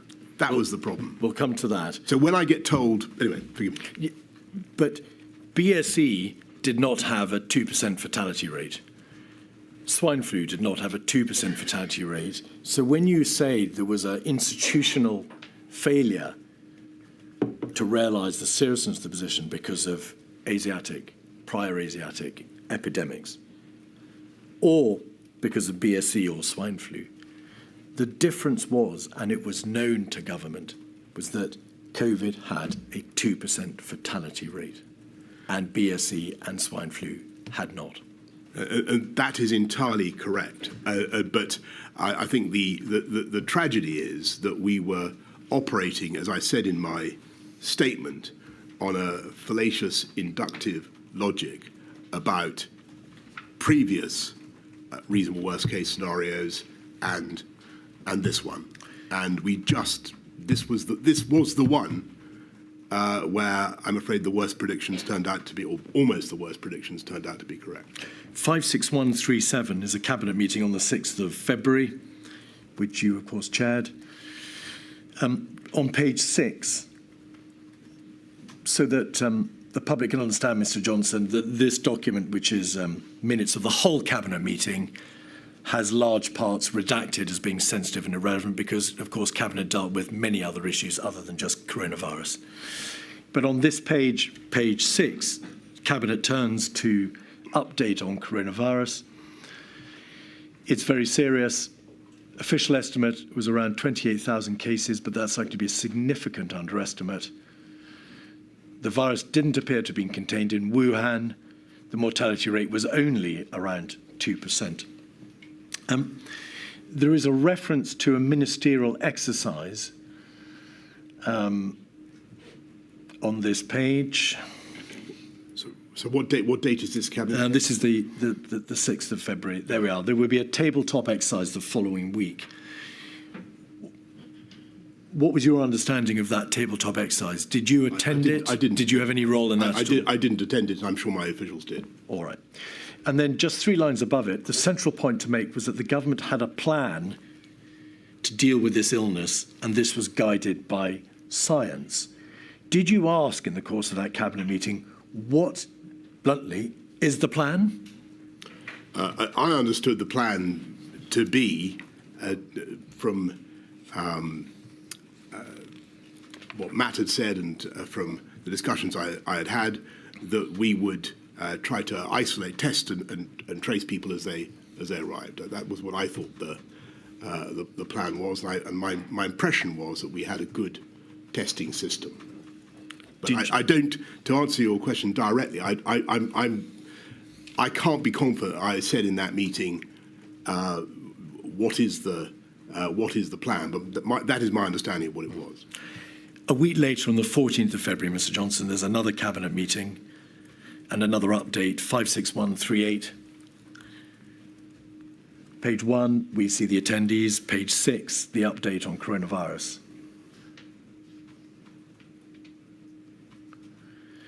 The Prime Minister said the government and the country needed to be ready for the coronavirus situation to get worse. The public messaging so far had struck the right balance between preparing the public for what might happen and not causing unnecessary alarm. Your focus there, Mr. Johnson, appears to be on messaging, on communications, on ensuring that the public are aware, but they're not caused undue alarm by an overreaction. Where was the debate at your urging about infection control measures, the practicalities, the nuts and bolts of stopping the virus from spreading irrevocably throughout the United Kingdom now it had left China? Well, I'm not certain that So first of all, on messaging, the messaging was incredibly important.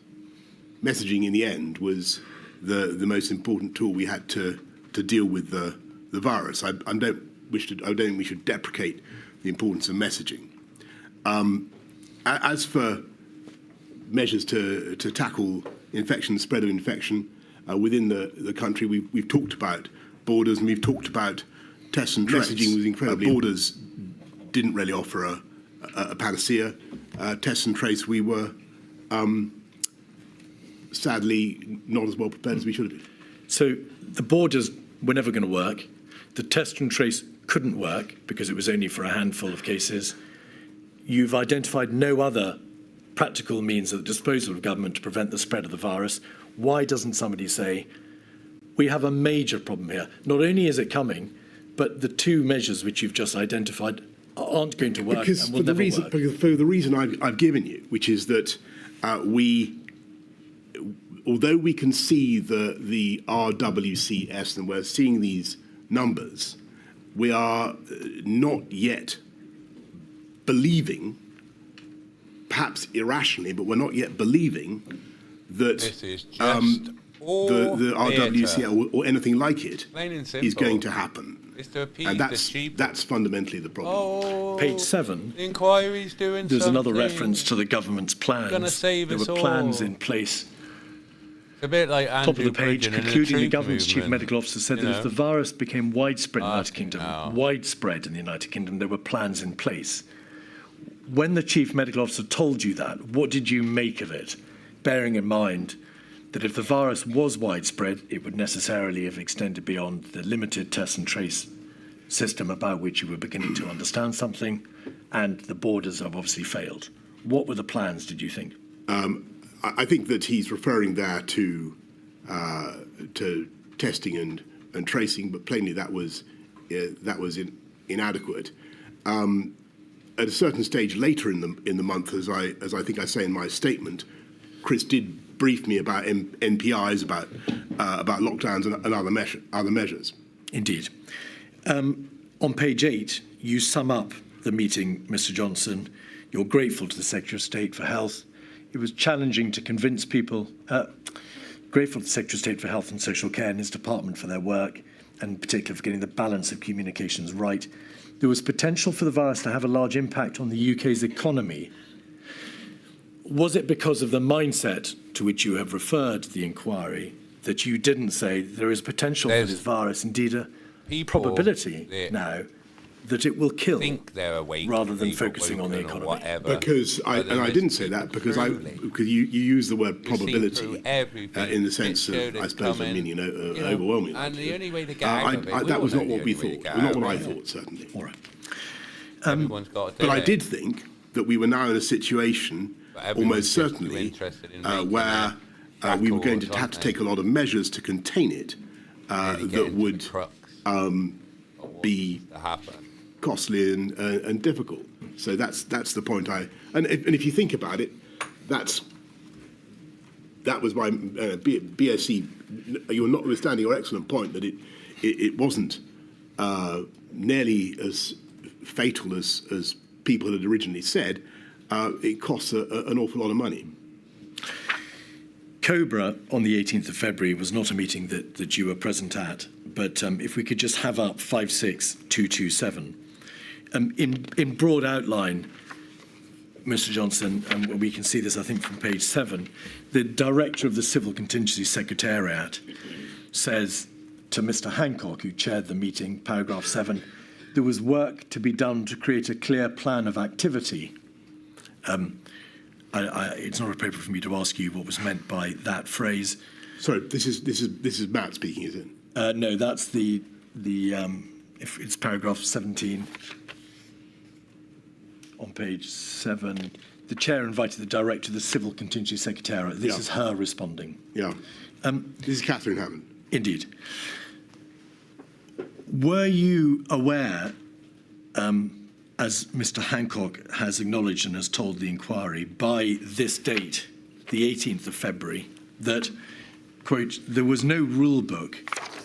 The system had to build many parts of the response from scratch, and that there was no central government plan other than the old 2011 pan Yeah, I was sat away from the mic. Were you told a little that? bit? I was not told that. Sorry. But that became apparent as the days went on.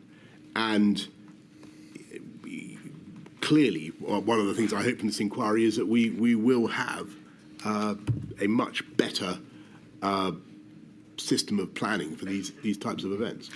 146563 is an email chain between your private secretary, Imran Shafi, the government's chief scientific advisor, Sir Chris Whitty, and Catherine Hammond concerning the coronavirus in Italy. And to get your chronological bearings, on the 21st of February, so 3 days before, Mr. Johnson, 11 municipalities in Italy, you'll recall, had locked down the population of those municipalities. And also, I should say, the Diamond Princess affair, that is to say, the explosive outbreak of the virus on that cruise ship, had become apparent, as had the figures of the number of people who showed no symptoms on that boat. But to turn to the document itself, your private secretary says it would be good to see where we get to post-Sage tomorrow. At some point soon, I'd like to start exposing the Prime Minister to the potential decisions he might have to take in short order on this. At that moment, it's been fairly abstract with him, I think.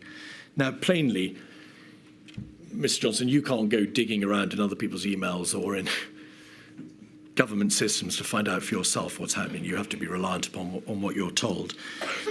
What was your general state of information, the general level of knowledge at this date, now in the dog days of February? Okay, so my memory now is that I think the scenes from Italy really rattled me, and it was, I thought, I remember seeing a note somewhere saying that the fatality rate in Italy was 8%. Because they had an elderly population. I thought, well, my God, we've got an elderly population. This is appalling. And this can't be. And I thought my instinct was this cannot possibly be right. This number.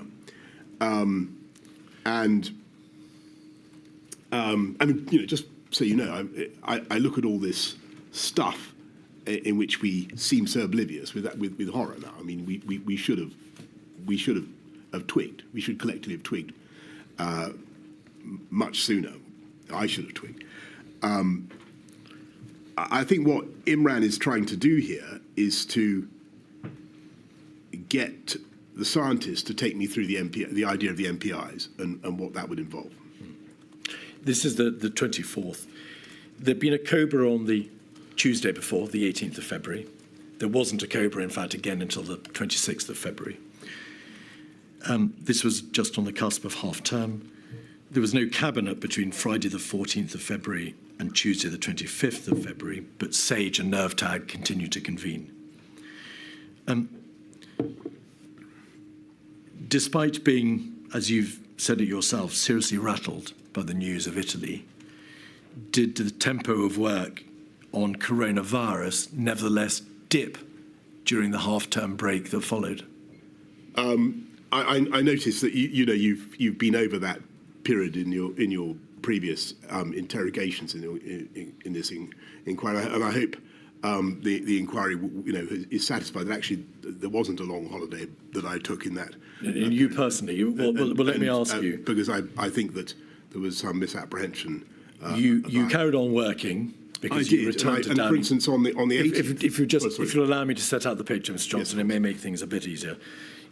You returned to Downing Street 3 times, I think, during that half-term break from Chevening, where you weren't at Chequers. You received a number of notes in your red box. You didn't, though, receive a daily update, I think, dealing with coronavirus expressly or exclusively until your return from the half-term break on Monday, the 24th of February. And the question to you is, in the box returns the box notes that you did receive, what proportion focused on coronavirus? Well, I can't tell you that. Because I can't remember. But I remember there were certainly conversations going on about COVID with my officials. And in that very period, I rang President Xi of China to offer the UK's condolences for what was happening in China, to discuss the origins of COVID and to compare notes on what was happening. I also, I think a couple of days later, I rang President Trump in America to discuss exactly the same thing. So it was despite what has previously been said to the inquiry by some of the evidence, there was a lot going on, and it really starts to mount in tempo round about the time that we get Catherine Hammond's note of the on the 28th of February. 28th, yes. So the question to you, Mr. Johnson, is this, and nobody is suggesting you put your feet up at Chevening during that week. Absolutely. All the stupid what rules I'm suggesting you to you had is, by to your stick by, very wasn't own it? reference, the fact that Pubs tempo closing at increased 10 after the because the half-term Rona's break. going to get you. Between the 14th of February, Absolutely when Cabinet amazing. discussed the plans that would need to be drawn up, They to the got the 25th British of February, public to after do half-term, during all this. relatively little overall was done in terms of responding to this immediate crisis. Was that? I think that sorry, forgive me, Ms. Kidd, forgive me, I was referring to a conversation I happened to catch on the between you and a previous witness, in which I thought the impression was being given by somebody that I was relaxing during that period. I think it was Mr. Cummings. It may have been. And not given by me, Mr. Johnson, but by the I witness. take it back unreservedly, Ms. Keith, and I apologize. I was working throughout the period, and the tempo did increase, particularly during when we got when I saw the message from Catherine Hammond on, I think it was the 2nd of March, but I'm told it was earlier. But there was a meeting on the Friday, the 28th of February, that you attended. That's right. With the CCS. That's right. And what troubled me was the sheer number of potential fatalities under the RWCS, and this was just a horrifying figure, and I couldn't believe it. I've got to be honest with you. I thought this because what the paper also said was it may be like a bad flu pandemic, or it may be milder than that. And I thought, well, we have plenty of bad flu pandemics in the UK, and we also have, and if it's milder than that, then it won't be an exceptional thing at all. So why am I also being told that the RWCS is 520,000? Well, that was, of course, a meeting on the 28th of February. But I want you, please, to answer the question about the tempo of work on coronavirus between the 14th of February and the 28th of February, when that paper was produced to you. Would you accept that there was a lost opportunity on the part of government to react with sufficient speed and attention to the nature of this crisis in that 2-week period? For whatever reason, because of the mindset, because parts of government were away, it matters not. Overall, the government took its eye off the ball in that 2-week period by failing to act sufficiently speedily. I think that there were clearly things that we could have done if we'd, and should have done, if we'd known and understood quite how fast it was spreading, but we didn't. All right. And that was the reality. There's a COBRA on Wednesday, the 26th of February, 56216, page 6. This is a crucial moment, although it's not, again, a COBRA that you were present at, Mr. Johnson, but it is a COBRA of the utmost seriousness, because on page 11, the chair, Mr. Hancock, said the reasonable worst-case planning assumptions looked close to becoming the reasonable planning assumptions as cases in Italy demonstrated the need for heightened alertness. Turning that into plain English, what Mr. Hancock was saying was that the government, which had hitherto been working on the basis of planning for a reasonable worst-case scenario, planning for the worst but hoping for a better outcome, had realised that the reality of the scenario identified by Sir Chris Whitty in January, the second scenario, was looking close to becoming the reality. That is to say, the reasonable worst-case scenario was indeed coming to pass. Not there quite yet, but it was looking close. Would you agree that that understanding was a crucial moment? Sorry, what date is this? This is the 26th of February. It's a COBRA you weren't present at, and it's in advance of the receipt by you of the civil contingencies paper. It does look as though that meeting informed Catherine Hammond's, or helped to inform Catherine Hammond's paper, and perhaps was the reason why I got had the meeting I did. But I couldn't swear to that. I haven't asked you that, in fact, but it may well be, as a matter of my lady, the material shows that the CCS were tasked to provide the paper for you before this meeting. Okay. But the question from this paragraph for you is, as the Prime Minister, were you told that the COBRA, which you had not chaired, had been told that the reasonable worst-case scenario was looking close to becoming the reality? I don't remember that. I don't remember that. The CCS paper, 28th of February, is 182331.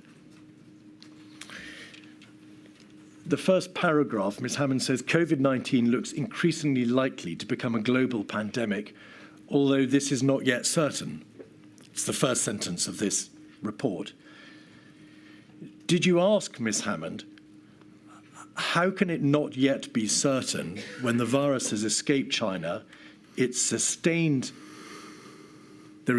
human-to-human transmission outside China, there are cases now in the United Kingdom, and we have no means of preventing its spread?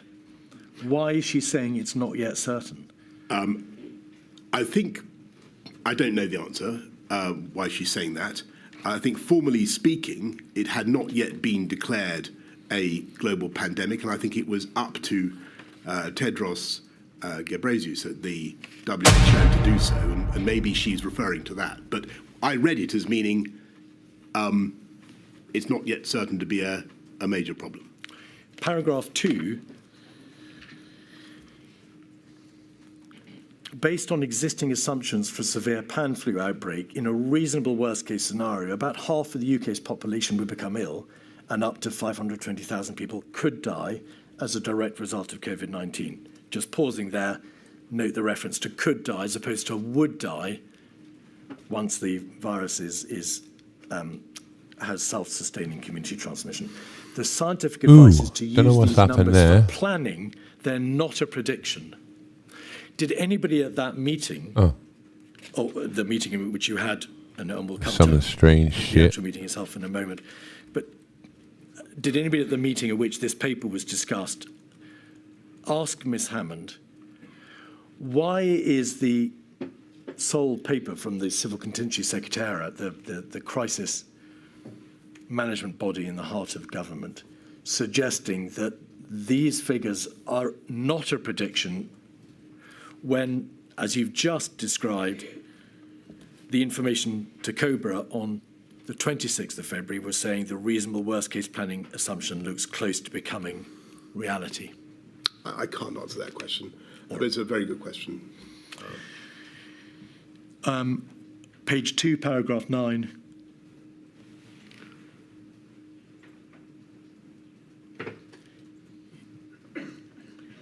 The report says we need to strike a balance between taking precautionary steps and overreacting.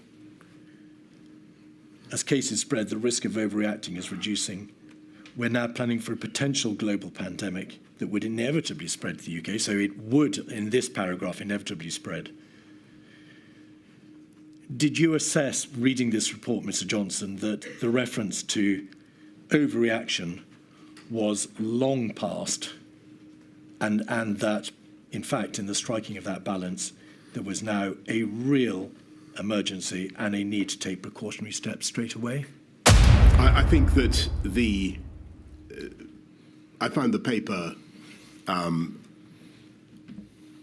very alarming, arresting. I remember going to talk to my officials about it, saying, which is it? A severe to mild flu pandemic or an RWCS of 520,000? Because I couldn't understand what I was being asked to anticipate. So I've referred to the meeting. Your private secretary, Imran Shafi, refers at 146636 to the meeting. It's difficult to read his writing, but there is a reference to the PM asking, what's the strategy? There we are. Thank you. Prime Minister, what's the strategy? When are we going to take big decisions? Of what evidence? On what evidence? Of what evidence? And then you say biggest damage done by overreaction. So it looks from the face of this note that your sense that there was a real crisis, that you were extremely rattled, is prevalent in the first sentence. But in the second sentence, perhaps in reflection of the CCS report, you say the biggest damage is done by overreaction. I think I'm leaving both possibilities open, because that's how it still struck me.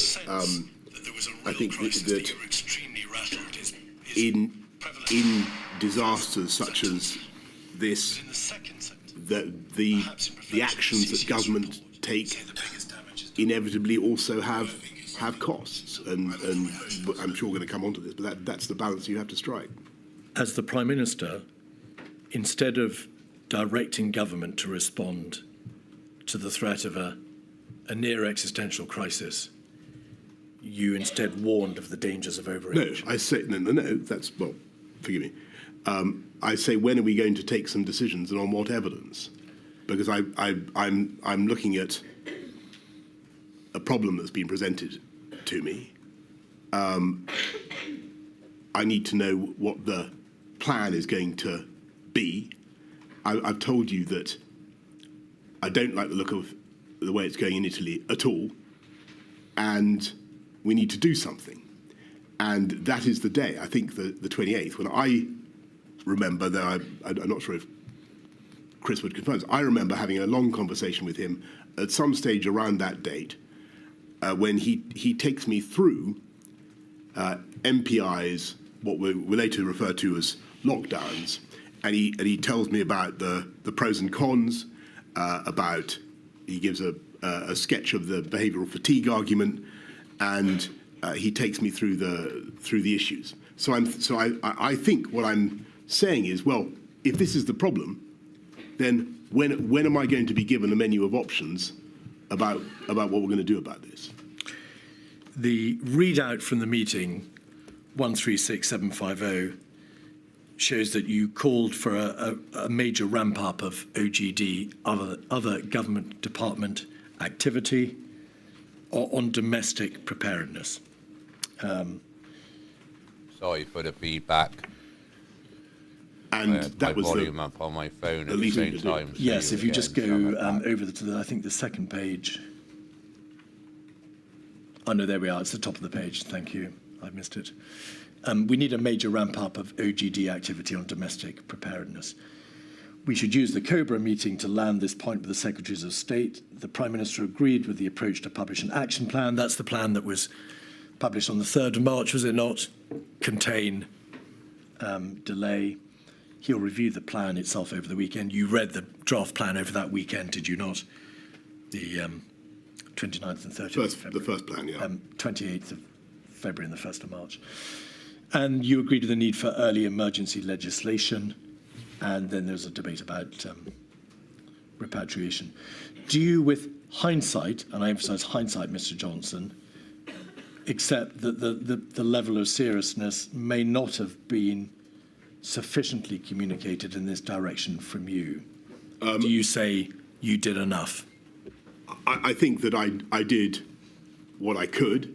I think the problem is that actually, if you exclude borders and test and trace is not as good as it cracked up to be, and if you're told that we've got ample supplies of PPE,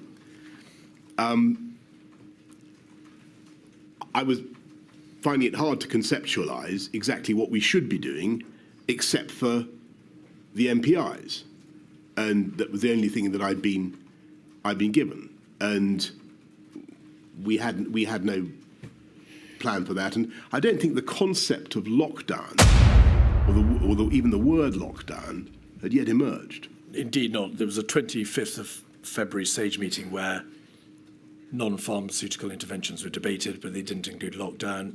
There was a debate about extreme social distancing at the beginning of March. Lockdown doesn't appear to later. It doesn't. But your answer, Mr. Johnson, is I think the problem is that if you exclude borders and test and trace, is not as good as it's cracked out to be. And if you're told we've got ample supplies of PPE, I was finding it hard to conceptualise exactly what we should be doing. That debate, that realisation on your part that there is no effective border control, the PPE may be deficient, that there is no effective test and trace, scaled up test and trace, isolate contact system, is absent from all this material. That debate simply doesn't take place. There is no general realisation the virus is coming. It's a 2% fatality fatality rate or 1% fatality rate, and we haven't got the measures in place to be able to deal with it. That debate doesn't take place. And I think that's right. And I think it's basically for the same reason that I've given, which is that although people intellectually can see that the RWCS could happen, as Catherine Hammond puts it, they still don't think that it's very likely to happen. And that's the reality. Now, in March, on the 2nd, you chaired your first COBRA. 56217. If we look at page 5, paragraph 2, we can see that you're told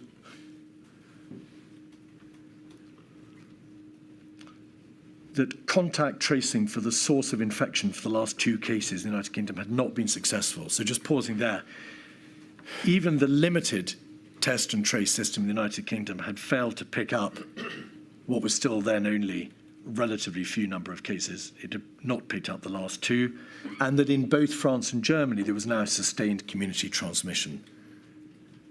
So in terms of infection spread, it may be thought, well, game over in terms of infection spread. The aim for the delay phase, if contained failed, was to delay the peak of infections, to reduce the peak and to minimise loss of life. Then in paragraph 3, the CMO said that interventions to delay the spread of the virus must not be implemented too early in order to ensure maximum effectiveness.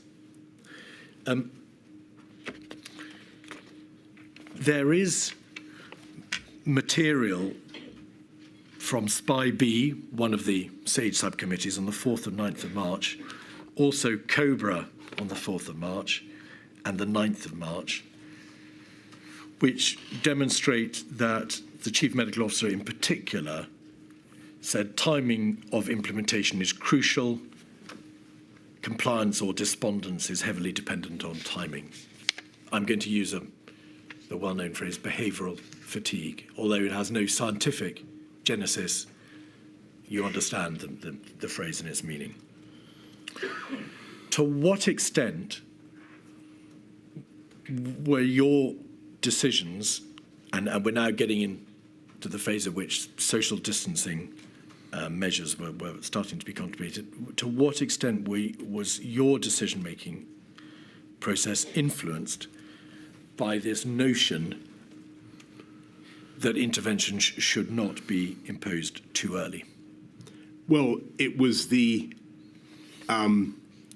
prevailing view for a long time. And it wasn't just the CMO who articulated the concept of behavioural fatigue. If you look at the many other meetings, or look at the press conference of the 12th of March, you can see that the CSA gives a very full description of what happens if you go in hard and early with a population that has no immunity, and then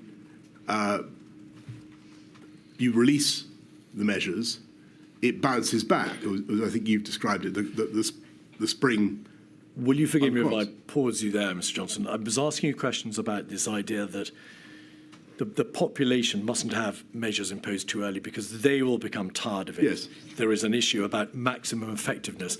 I wasn't, in fact, asking you about the recoiled or uncoiled spring. Sorry, but the two, forgive me, and you're quite right, but the two things are connected, because what the CSA went on to say on the 12th of March was that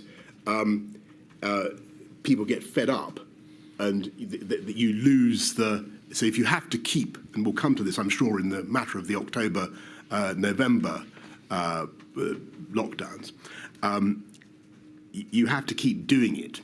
And so my anxiety was, in the absence of therapeutics and without a vaccination program, what would happen if we simply went into a hard lockdown early and then had no alternative but to come out. And so to answer your main question, that was an anxiety, a problem that was very prevalent during those early days. This issue appears to have been raised with you at a relatively early stage on the 2nd of March. We must not implement too early in order to ensure maximum effectiveness. To what extent do you think it likely that you would have proceeded to implement measures earlier than you did had you not been told you mustn't go too early to ensure maximum effectiveness? What is the impact of this? What should the inquiry make of this debate? Is it important? Did it make a difference? It's fundamental, and it goes because I'm afraid it's what happened. We have to be realistic about 2020, the whole year, that whole tragic year. We did lock down, but then it bounced back after we'd unlocked.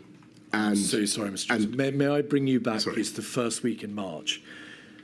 Had you not been told, don't go too early, because there's a limit to which the population will be able to bear the implementation of these measures, would you have gone earlier than you did, and by what time were you effectively forced to delay? I don't think I can't say that I would have gone earlier, because I think I would have been guided by what advice I was getting about when to put MPIs in. Don't forget that this is a once-in-a-century event. We're doing things, we're enacting policy that has never been enacted in our lifetimes in this country. And to do it at the drop of a hat is very logistically difficult, but it was not something you rushed into. But having been told by the CMO, be careful, don't go too early, because the population might not wear it, did you consider saying to him, well, in this general debate about non-pharmaceutical interventions and social distancing, the public health demands, the likelihood of death and hospitalisation demand that we take these measures, regardless of whether the population are prepared to put up with it over time? Did you push back against this notion of don't go too early? I thought that the short answer is no. I don't remember. I don't remember saying to myself, absolutely candidly, I don't remember saying to myself, this is so bad, they must be wrong. I must overrule the scientists, or I must ignore the scientists. I must go. No question of overruling the scientists. So you were following the science. Correct. Forgive me. I must ignore the. There's a very important distinction. I must ignore the scientific advice and the threats to public health and of worse outcomes if we go too early. And I must simply maximise. I've got to deal with the problem in front of the windscreen. I've got to deal with it now. I didn't do that, and perhaps with hindsight I should have done. But as I said to you right at the outset of this hearing, I just don't know the answer. No, that's clear. Mr. Keith, is that a convenient moment? But by all means. It's just that we usually break every hour and a quarter, and I think that's probably enough this morning. Thank you. 20 to 2, please.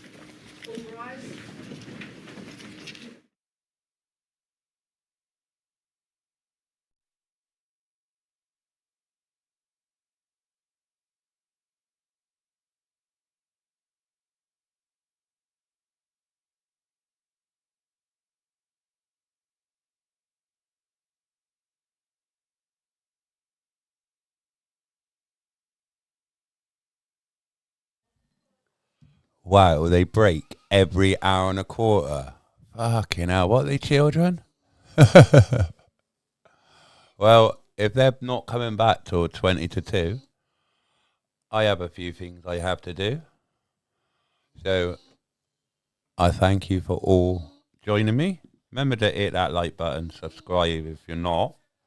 Wow, they break every hour. Oh, sorry, it was me then. I just turned my volume up. So yeah, hit the like, share and subscribe.